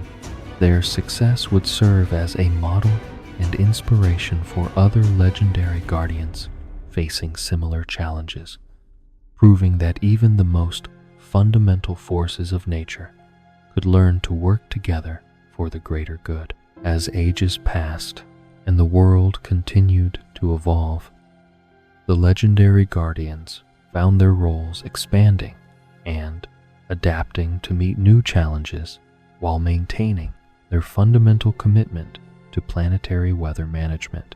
The sophisticated system they had developed during their early collaborative period proved remarkably resilient and flexible, capable of responding to changes in global climate patterns, the emergence of new life forms, and even the gradual shifts in planetary geology that occurred over geological timescales. The Guardians' approach to their responsibilities evolved from the intensive, hands-on management of their early period to a more subtle and sustainable form of stewardship that respected the natural resilience of planetary systems while providing guidance and intervention when necessary. This shift reflected their growing understanding that the most effective environmental management often involved creating conditions that allowed natural processes to function optimally rather than constantly directing every aspect of weather and climate. Moltres, now ancient in wisdom, though eternal in form, had refined its fire-based abilities to an art form that bordered on the mystical. The Firebird's interventions in global temperature regulation had become so precise and so carefully timed that they were virtually undetectable to casual observation appearing to be natural fluctuations in solar energy or seasonal variation, rather than deliberate modifications by a legendary guardian. From its volcanic island sanctuary, Moltres monitored temperature patterns across entire continents, making minute adjustments that prevented the kind of catastrophic climate shifts that could devastate ecosystems without warning. The Firebird's techniques for providing warming influences had evolved to incorporate complex understanding of regional ecology, atmospheric chemistry, and even the psychological effects of temperature on various life forms. Moltres could now generate thermal currents that carried specific chemical signatures, creating warming effects that not only raised temperatures, but also delivered trace elements that enhanced plant growth or triggered specific biological processes in animals. Its heat could now stimulate vitamin production in plants, enhance immune system function in animals, and even influence mood and behavior patterns in ways that supported social bonding and cooperative behavior among species. During periods of particular challenge, such as volcanic winters caused by major eruptions or temporary reductions in solar energy, Moltres would emerge from its usual subtle approach to provide more dramatic interventions. These emergency responses demonstrated the full extent of the Firebird's evolved abilities, creating warming effects that could counteract global temperature drops while maintaining the delicate balance necessary to prevent ecological disruption. Such interventions required careful coordination with the other guardians and represented some of the most technically challenging applications of elemental power ever attempted. Articuno's mastery of cooling and preservation had similarly evolved into something approaching environmental artistry, with the Icebird developing techniques for creating cooling effects that served multiple purposes simultaneously. From its crystalline island fortress, Articuno monitored global temperature patterns and provided cooling influences that were precisely calibrated to support specific biological and geological processes. The Icebird's interventions were often timed to coincide with natural cycles, enhancing rather than replacing normal cooling patterns.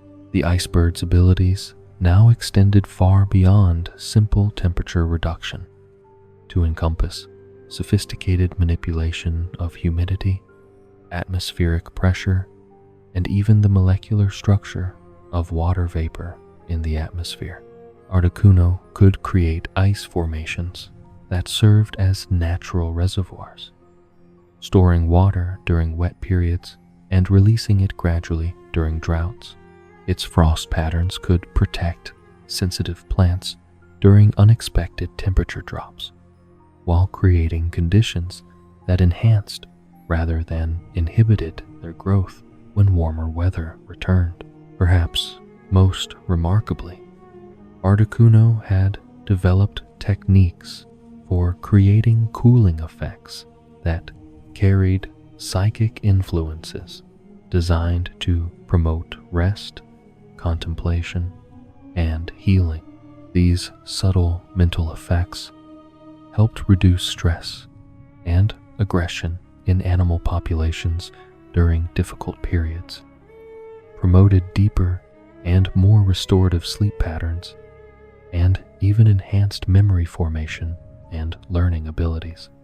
The Icebird's cooling influences had become tools not just for physical environmental management, but for supporting the mental and emotional health of entire ecosystem. Zapdos had evolved its electrical abilities into a planetary nervous system that facilitated communication and coordination not just between the legendary guardians, but among all the various species and ecosystems that depended on weather patterns for survival. From its storm-crowned island peak, the lightning bird maintained a constant flow of precisely modulated electrical activity that served as a global information network, carrying data about weather conditions, ecological changes, and environmental needs across vast distances almost instantaneously. The lightning bird's techniques for using electrical energy to support biological processes had become extraordinarily sophisticated, incorporating understanding of bioelectricity, neural function, and even genetic expression. Zapdos could now generate electrical fields that enhanced plant photosynthesis, improved seed germination rates, and supported optimal growth patterns in various species. Its lightning strikes could deliver precise electrical charges that stimulated beneficial chemical reactions in soil and water, creating conditions that supported rather than disrupted natural nutrient cycles. Most importantly, Zapdos had developed the ability to use electrical phenomena to facilitate communication between different species and even between different types of consciousness.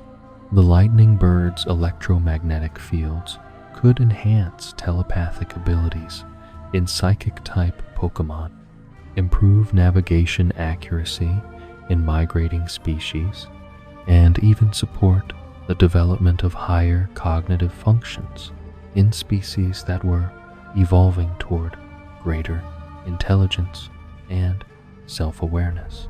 Lugia's role as the central coordinator of this evolved system had grown to encompass not just weather management, but something approaching planetary consciousness itself. From its deep ocean sanctuary, the Guardian maintained awareness of global patterns and processes that extended far beyond traditional meteorology, to include geological activity, biological evolution, and even the psychological and spiritual development of the planet's various inhabitants. The Guardian's mastery over ocean currents and atmospheric pressure had evolved into an ability to influence planetary systems at the most fundamental levels.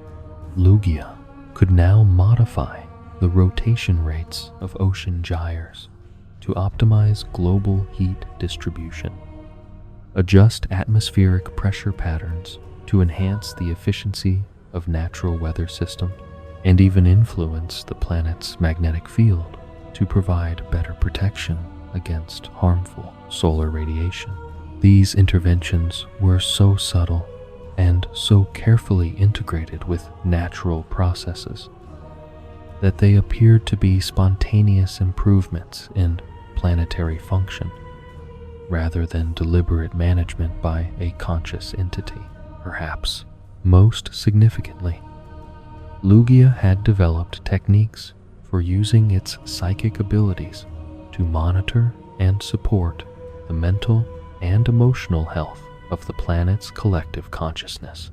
The Guardian could sense large-scale psychological patterns among various species, detect the buildup of stress or aggression that might lead to ecological conflicts, and provide subtle psychic influences that promoted cooperation, understanding, and peaceful coexistence among different groups and species. The coordination protocols that the four Guardians had developed for managing their collaborative responsibilities had evolved into something resembling a form of collective consciousness, with each Guardian maintaining constant awareness of the other's activities and mental states. This deep level of integration allowed them to respond to challenges and opportunities with unprecedented speed and precision, often beginning coordinated responses to emerging situations before any individual guardian had fully analyzed the problem. Their regular meetings at Shamoodi Island had become opportunities not just for practical planning, but for sharing insights and wisdom that extended far beyond weather management. The Guardians exchanged observations about evolutionary trends among various species, discussed philosophical questions about the nature of consciousness and responsibility, and explored creative possibilities for enhancing the conditions that supported life and growth on their planet. These gatherings often included collaborative experiments in environmental manipulation that pushed the boundaries of what was possible through coordinated elemental control. Working together, the Guardians could create weather phenomena that had never existed in nature, design atmospheric conditions that optimized specific biological processes, and even generate temporary modifications to local space-time that allowed for accelerated healing or growth in damaged ecosystems. The most challenging aspect of the Guardians' modern responsibilities was maintaining their effectiveness while remaining largely invisible to the planet's increasingly intelligent and observant inhabitants. As various species developed greater cognitive abilities and more sophisticated understanding of natural processes, the Guardians found it necessary to make their interventions increasingly subtle, to avoid disrupting the natural development of scientific knowledge and cultural understanding among the planet's emerging civilizations. This requirement for discretion led to the development of new techniques for environmental management that worked through natural processes rather than obviously supernatural interventions. Malchus learned to trigger beneficial warming effects by influencing solar activity and atmospheric chemistry rather than directly generating heat. Articuno developed methods for creating cooling effects through cloud formation and atmospheric pressure changes that appeared to be natural weather patterns.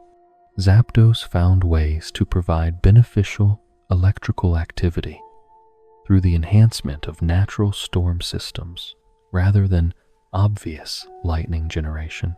Lugia's approach to maintaining discretion involved an even more profound shift toward working through natural, oceanic, and atmospheric processes. The Guardian learned to influence weather patterns by making minute adjustments to deep ocean currents and high-altitude atmospheric circulation that would manifest as apparently natural changes in regional and global climate patterns over periods of months or years rather than immediate, obvious interventions.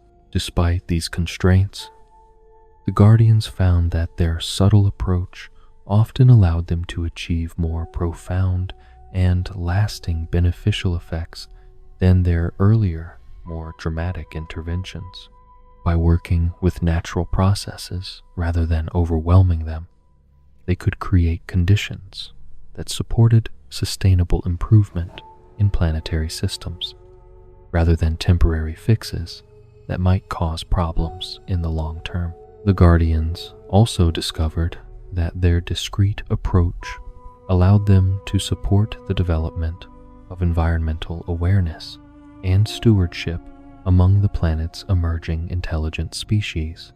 By allowing these species to observe and understand natural weather processes without obvious legendary intervention, the Guardians encouraged the development of scientific knowledge and environmental responsibility that would eventually allow other species to become partners in planetary stewardship rather than simply beneficiaries of legendary protection during periods of particular challenge or crisis. However, the Guardians remained ready to abandon their usual discretion in favor of more direct intervention when the stakes were high enough to justify revealing their presence. Natural disasters that threatened to cause mass extinctions, astronomical events that could disrupt planetary climate systems, or ecological collapses that might trigger cascading failures across multiple ecosystems, all warranted direct, legendary intervention, regardless of the consequences for maintaining secrecy. These emergency responses demonstrated that despite their usual preference for subtle influence, the Guardians retained the full extent of their awesome elemental powers and could deploy them with devastating effectiveness when necessary. Such interventions served as reminders to any observers that the stable, beneficial weather patterns they took for granted were not simply natural phenomena, but the result of constant vigilance and active management by beings whose power dwarfed anything that normal natural processes could generate. The Guardians' emergency response protocols had evolved to include not just immediate crisis management, but also long-term rehabilitation efforts designed to help damaged ecosystems recover from whatever catastrophe had triggered the intervention. These recovery programs often involved years or decades of carefully calibrated environmental support, gradually reducing the level of direct legendary intervention as natural processes regained their ability to function independently. Perhaps most importantly, the Guardians had developed techniques for using major crisis interventions as opportunities to enhance the long-term resilience of planetary systems. By introducing subtle improvements to atmospheric circulation patterns, ocean current flows, and biogeochemical cycles during emergency responses, they could ensure that the planet emerged from each crisis stronger and more capable of handling future challenges than it had been before. As the modern era progressed and the Guardians continued their eternal vigil, they found that their greatest satisfaction came not from displays of power or dramatic interventions, but from the quiet knowledge that their careful stewardship was creating conditions that allowed countless life forms to flourish and evolve in ways that would have been impossible without their protection. Every successful migration, every thriving ecosystem, every species that developed new abilities or formed beneficial relationships with others represented a victory for the collaborative approach to planetary management that had emerged from their ancient conflict and reconciliation. The sacred islands that served as their bases had become more than just operational headquarters, but repositories of wisdom and understanding that accumulated over geological timescales. Each Guardian sanctuary contained not just the physical resources necessary for their environmental work, but also vast stores of knowledge about planetary systems, biological processes, and the deep principles that governed the relationships between consciousness, responsibility, and power. The passage of countless millennia had transformed the legendary Guardians' understanding of their responsibilities from a series of tasks to be completed into an eternal dance with the living rhythms of their planet.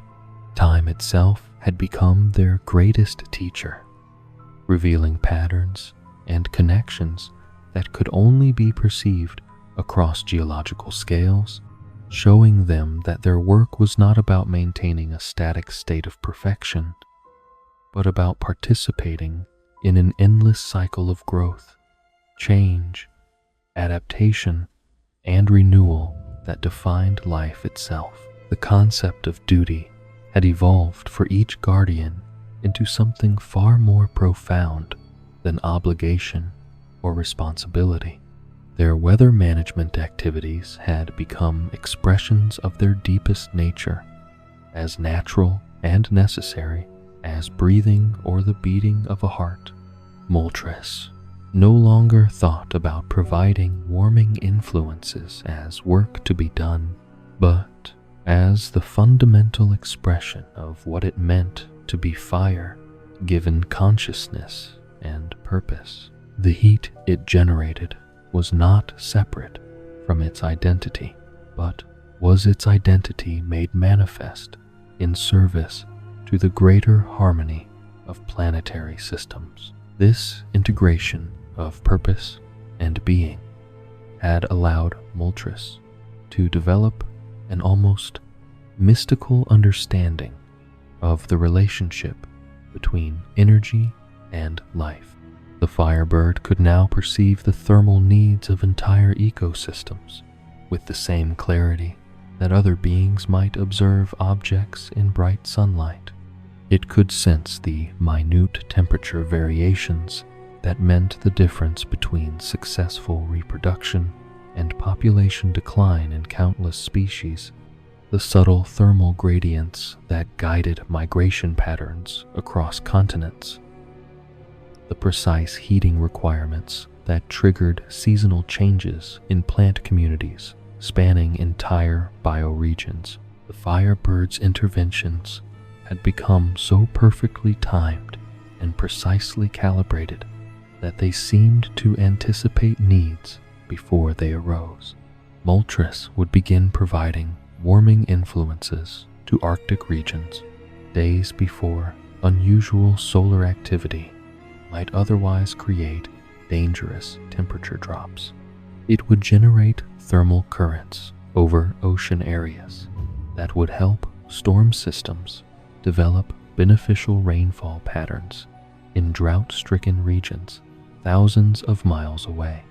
Its heating effects would create atmospheric conditions that enhanced the formation of protective ozone layers during periods when cosmic radiation posed unusual threats to surface life. Perhaps most remarkably, Moltres had learned to coordinate its thermal influences with the biological clocks of living organisms in ways that supported not just immediate survival needs, but long-term evolutionary development. The Firebird could provide warming effects that encouraged beneficial genetic mutations, create temperature patterns that supported the development of new adaptive behaviors, and generate thermal environments that allowed species to explore new ecological niches without the stress of environmental uncertainty. Articuno's mastery of cooling and preservation had similarly transcended simple temperature control to become a form of temporal artistry that worked with the deep rhythms of rest, renewal, and regeneration that governed all life processes. The Icebird had developed an understanding of dormancy and preservation that extended far beyond physical phenomena to encompass the psychological, spiritual, and even quantum mechanical aspects of pause and renewal that were essential to consciousness and growth. The Icebird's cooling influences now served as precisely timed invitations to rest and reflection that helped individual organisms and entire ecosystems process experiences, integrate learning, and prepare for new phases of development.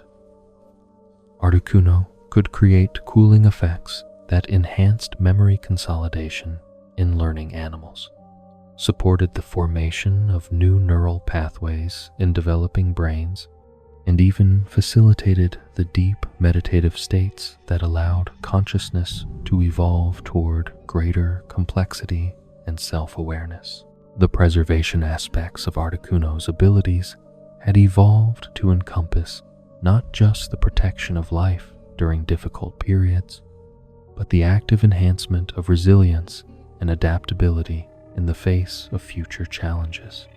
The ice bird could create frozen storage systems that preserved genetic material, knowledge, and even cultural information in forms that could survive catastrophic changes in environmental conditions. Its ice formations served as libraries of evolutionary possibility, maintaining the diversity necessary for life to adapt and thrive, regardless of what challenges the future might bring. Most profoundly, Articuno had learned to use its cooling influences to create temporal effects that allowed biological and psychological processes to unfold at their optimal rates rather than being rushed or distorted by external pressures. The ice bird could generate cooling fields that slowed aging processes in critical individuals, created periods of extended contemplation that facilitated breakthrough insights, and even provided temporary refuges from the normal flow of time, where healing and growth could occur without the usual constraints of mortality and urgency. Zapdos had transformed its mastery of electrical phenomena into something approaching a form of planetary consciousness, using its lightning abilities to create and maintain communication networks that connected not just the legendary guardians, but all the various forms of consciousness that had evolved on their planet.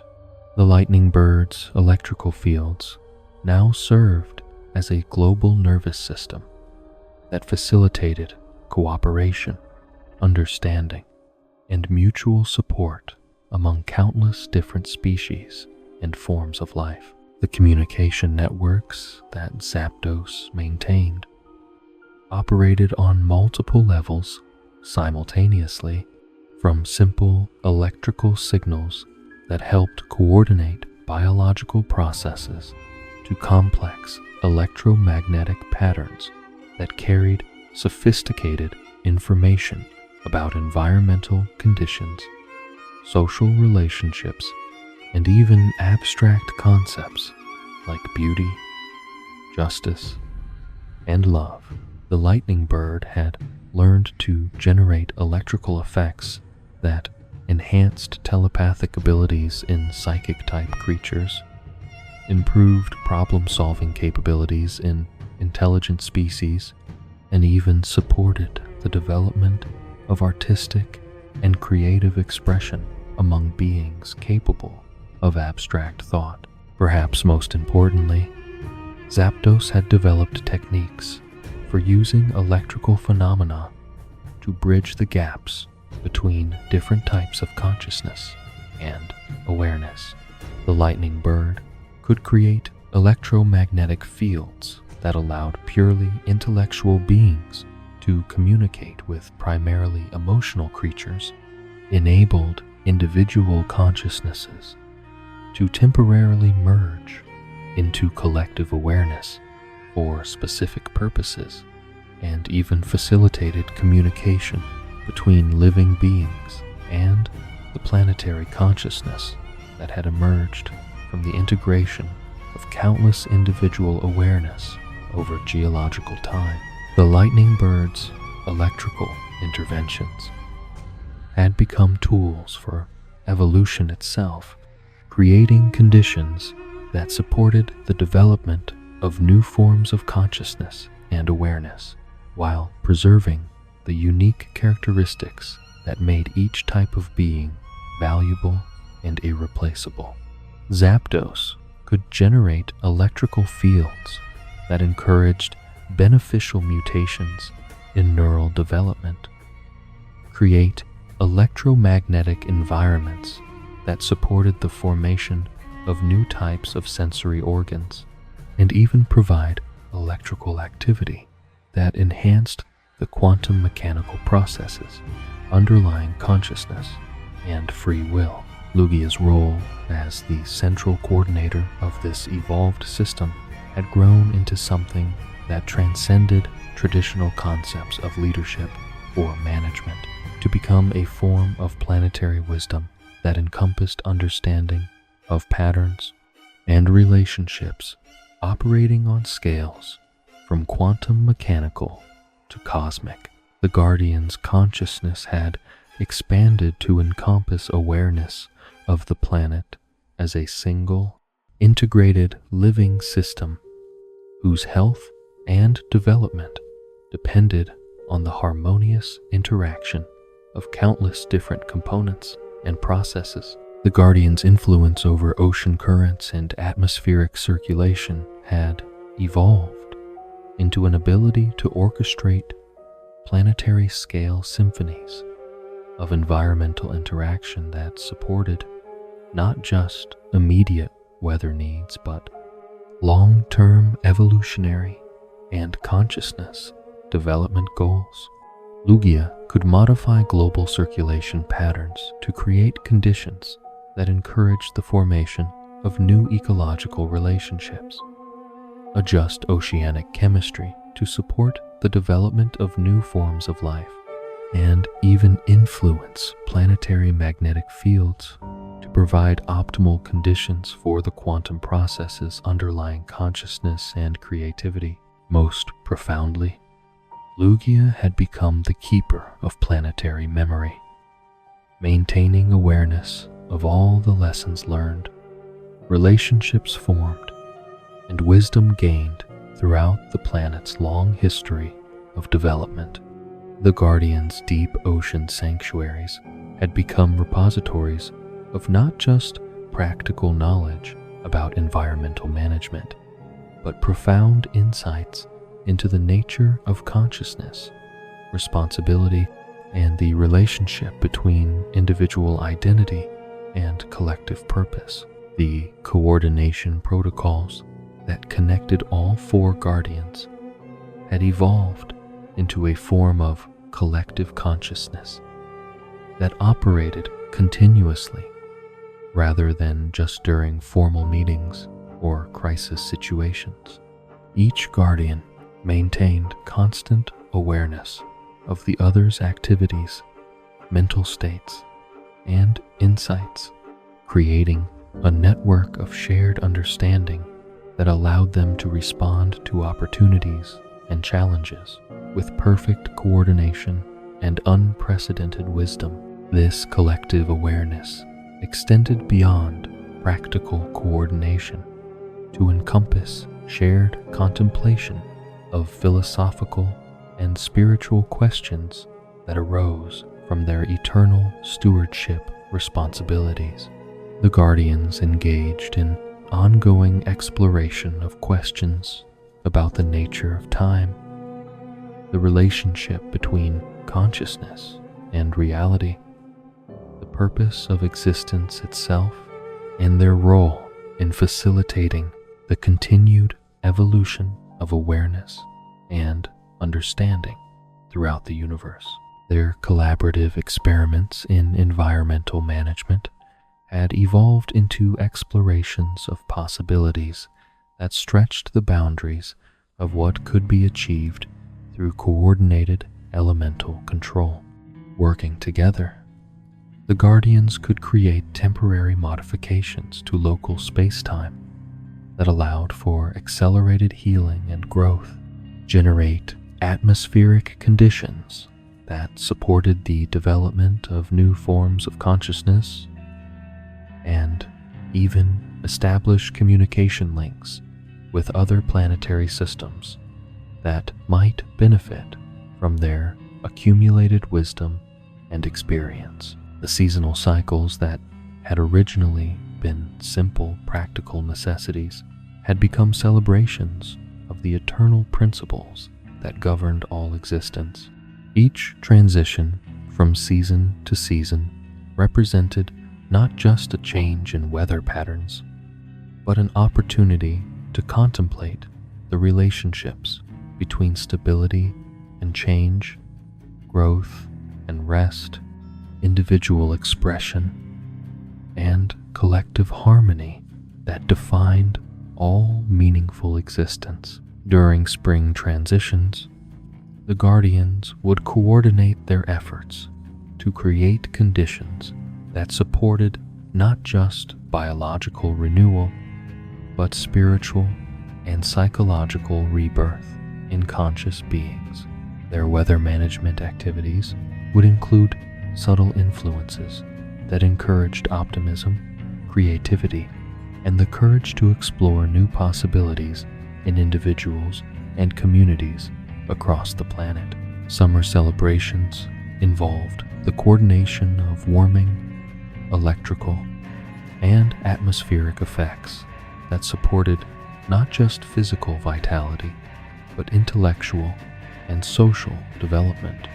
The guardians would create weather patterns that enhanced learning, encouraged cooperation, and provided optimal conditions for the formation of new relationships and the strengthening of existing bonds between individuals and communities. Autumn transitions focused on creating conditions that supported not just physical preparation for winter, but psychological and spiritual preparation for periods of contemplation and inner development. The guardians would coordinate cooling effects, atmospheric changes, and electromagnetic influences that encouraged reflection, gratitude, and the integration of experiences and learning from the active periods of the year. Winter celebrations involved the creation of weather conditions that supported not just physical survival during harsh conditions, but deep contemplation, spiritual development, and the kind of profound rest that allowed consciousness to process experiences and prepare for new phases of growth and understanding. The guardians had learned that their most important work was not the dramatic interventions that prevented catastrophes or the obvious benefits they provided through weather management, but the subtle, continuous influences that supported the ongoing evolution of consciousness and awareness throughout their planetary system. Every small adjustment to temperature, humidity, or electrical activity was an opportunity to encourage growth, learning, and the development of greater wisdom and compassion among all the beings they served. Their understanding of success had evolved from achieving specific goals or maintaining particular conditions to facilitating the continued development of their planet as a center of consciousness, creativity, and wisdom that could contribute to the greater purposes of existence throughout the universe. They measured their effectiveness not by the absence of problems, but by the presence of opportunities for growth, learning, and the deepening of understanding among all the beings whose lives they touched. The legendary guardians had discovered that their eternal vigil was not a burden to be endured, but a privilege to be celebrated, an opportunity to participate in the greatest creative project imaginable, the ongoing evolution of consciousness and awareness that transformed simple matter into beings capable of love, wisdom, and the kind of understanding that could bridge any gap and overcome any challenge. As they continued their endless dance with the rhythms of their planet, maintaining the delicate balance of forces that supported life while encouraging the development of ever greater complexity and awareness, the guardians carried with them the knowledge that their work was part of something far greater than themselves, a cosmic process of development and growth that connected their small planet to the infinite possibilities of existence throughout the universe. Their greatest joy came from witnessing the continued evolution of consciousness and wisdom among the beings they served. Seeing individuals and communities develop greater capacity for love, understanding, and creative problem solving that would allow them to become partners in the great work of facilitating growth and development throughout the cosmos. The cycle was truly endless, but it was an endlessness filled with infinite possibility and the promise that each moment brought new opportunities for discovery, growth, and the deepening of understanding that connected all conscious beings in bonds of mutual support and shared purpose. As the eternal dance of the seasons continues and the legendary guardians maintain their vigilant watch over the world's weather systems, there comes a moment each day when their work reaches a perfect stillness, a pause between breaths that holds all the peace of the universe.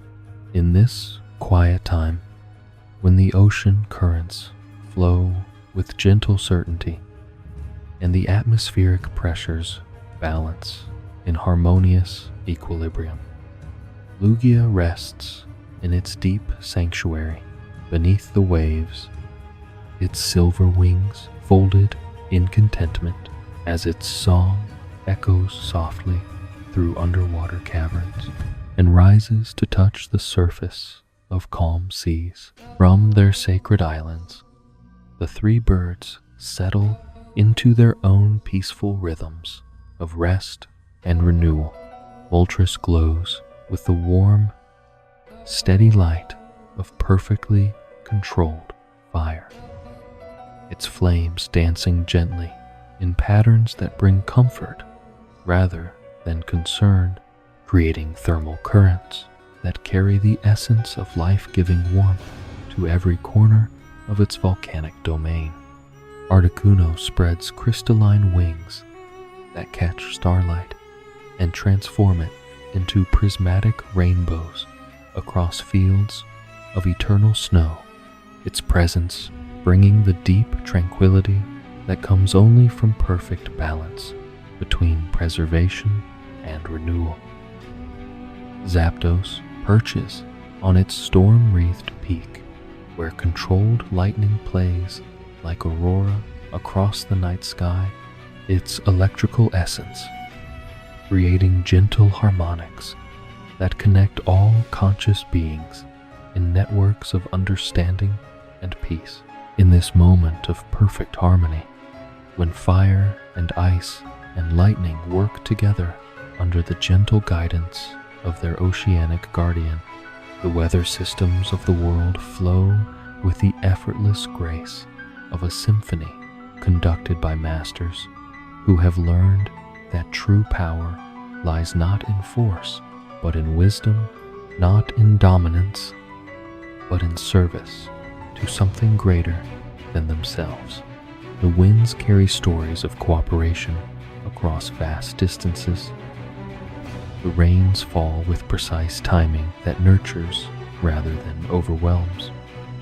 And the seasonal cycles turn with the reliability of cosmic clockwork, guided by love. As you listen to this ancient tale of conflict, transformed into collaboration, of individual power channeled toward collective harmony, let yourself drift along with the gentle currents that connect all things in patterns of mutual support and understanding. Feel the warmth of Moltres' carefully moderated fire touching your skin like sunlight filtered through peaceful clouds, the cooling touch of Articuno's perfectly balanced ice, bringing relief and rest to tired minds and bodies. The subtle electrical activity of Zapdos's harmonized lightning enhancing the natural rhythms of your own consciousness as it prepares for the deep rest that restores and renews. Allow Lugia's song to carry you down into the deepest, most peaceful places of sleep, where dreams are born from the marriage of wisdom and wonder, where the boundaries between individual and universal consciousness dissolve in the oceanic depths of perfect rest. In this place of eternal harmony, surrounded by the gentle presence of guardians whose only purpose is to nurture and protect, you can release all concerns about storms and conflicts, knowing that somewhere above the surface, ancient beings of immense power and infinite patience continue their eternal vigil, ensuring that the rhythms of weather and season, of growth and rest, of waking and sleeping, continue with the perfect timing that makes all life possible and beautiful. Sleep now, carried by winds that know their destination, rocked by ocean currents that have flowed since time began, warmed by fires that burn without consuming, cooled by ice that preserves without freezing, energized by lightning that connects without destroying. Dream of soaring through skies where legendary birds dance their eternal dance of cooperation, where every weather pattern is an expression of love made manifest, where the very air you breathe carries the promise that all forces, no matter how powerful or seemingly opposed, can learn to work together in harmony that transcends understanding and creates peace that surpasses all knowledge.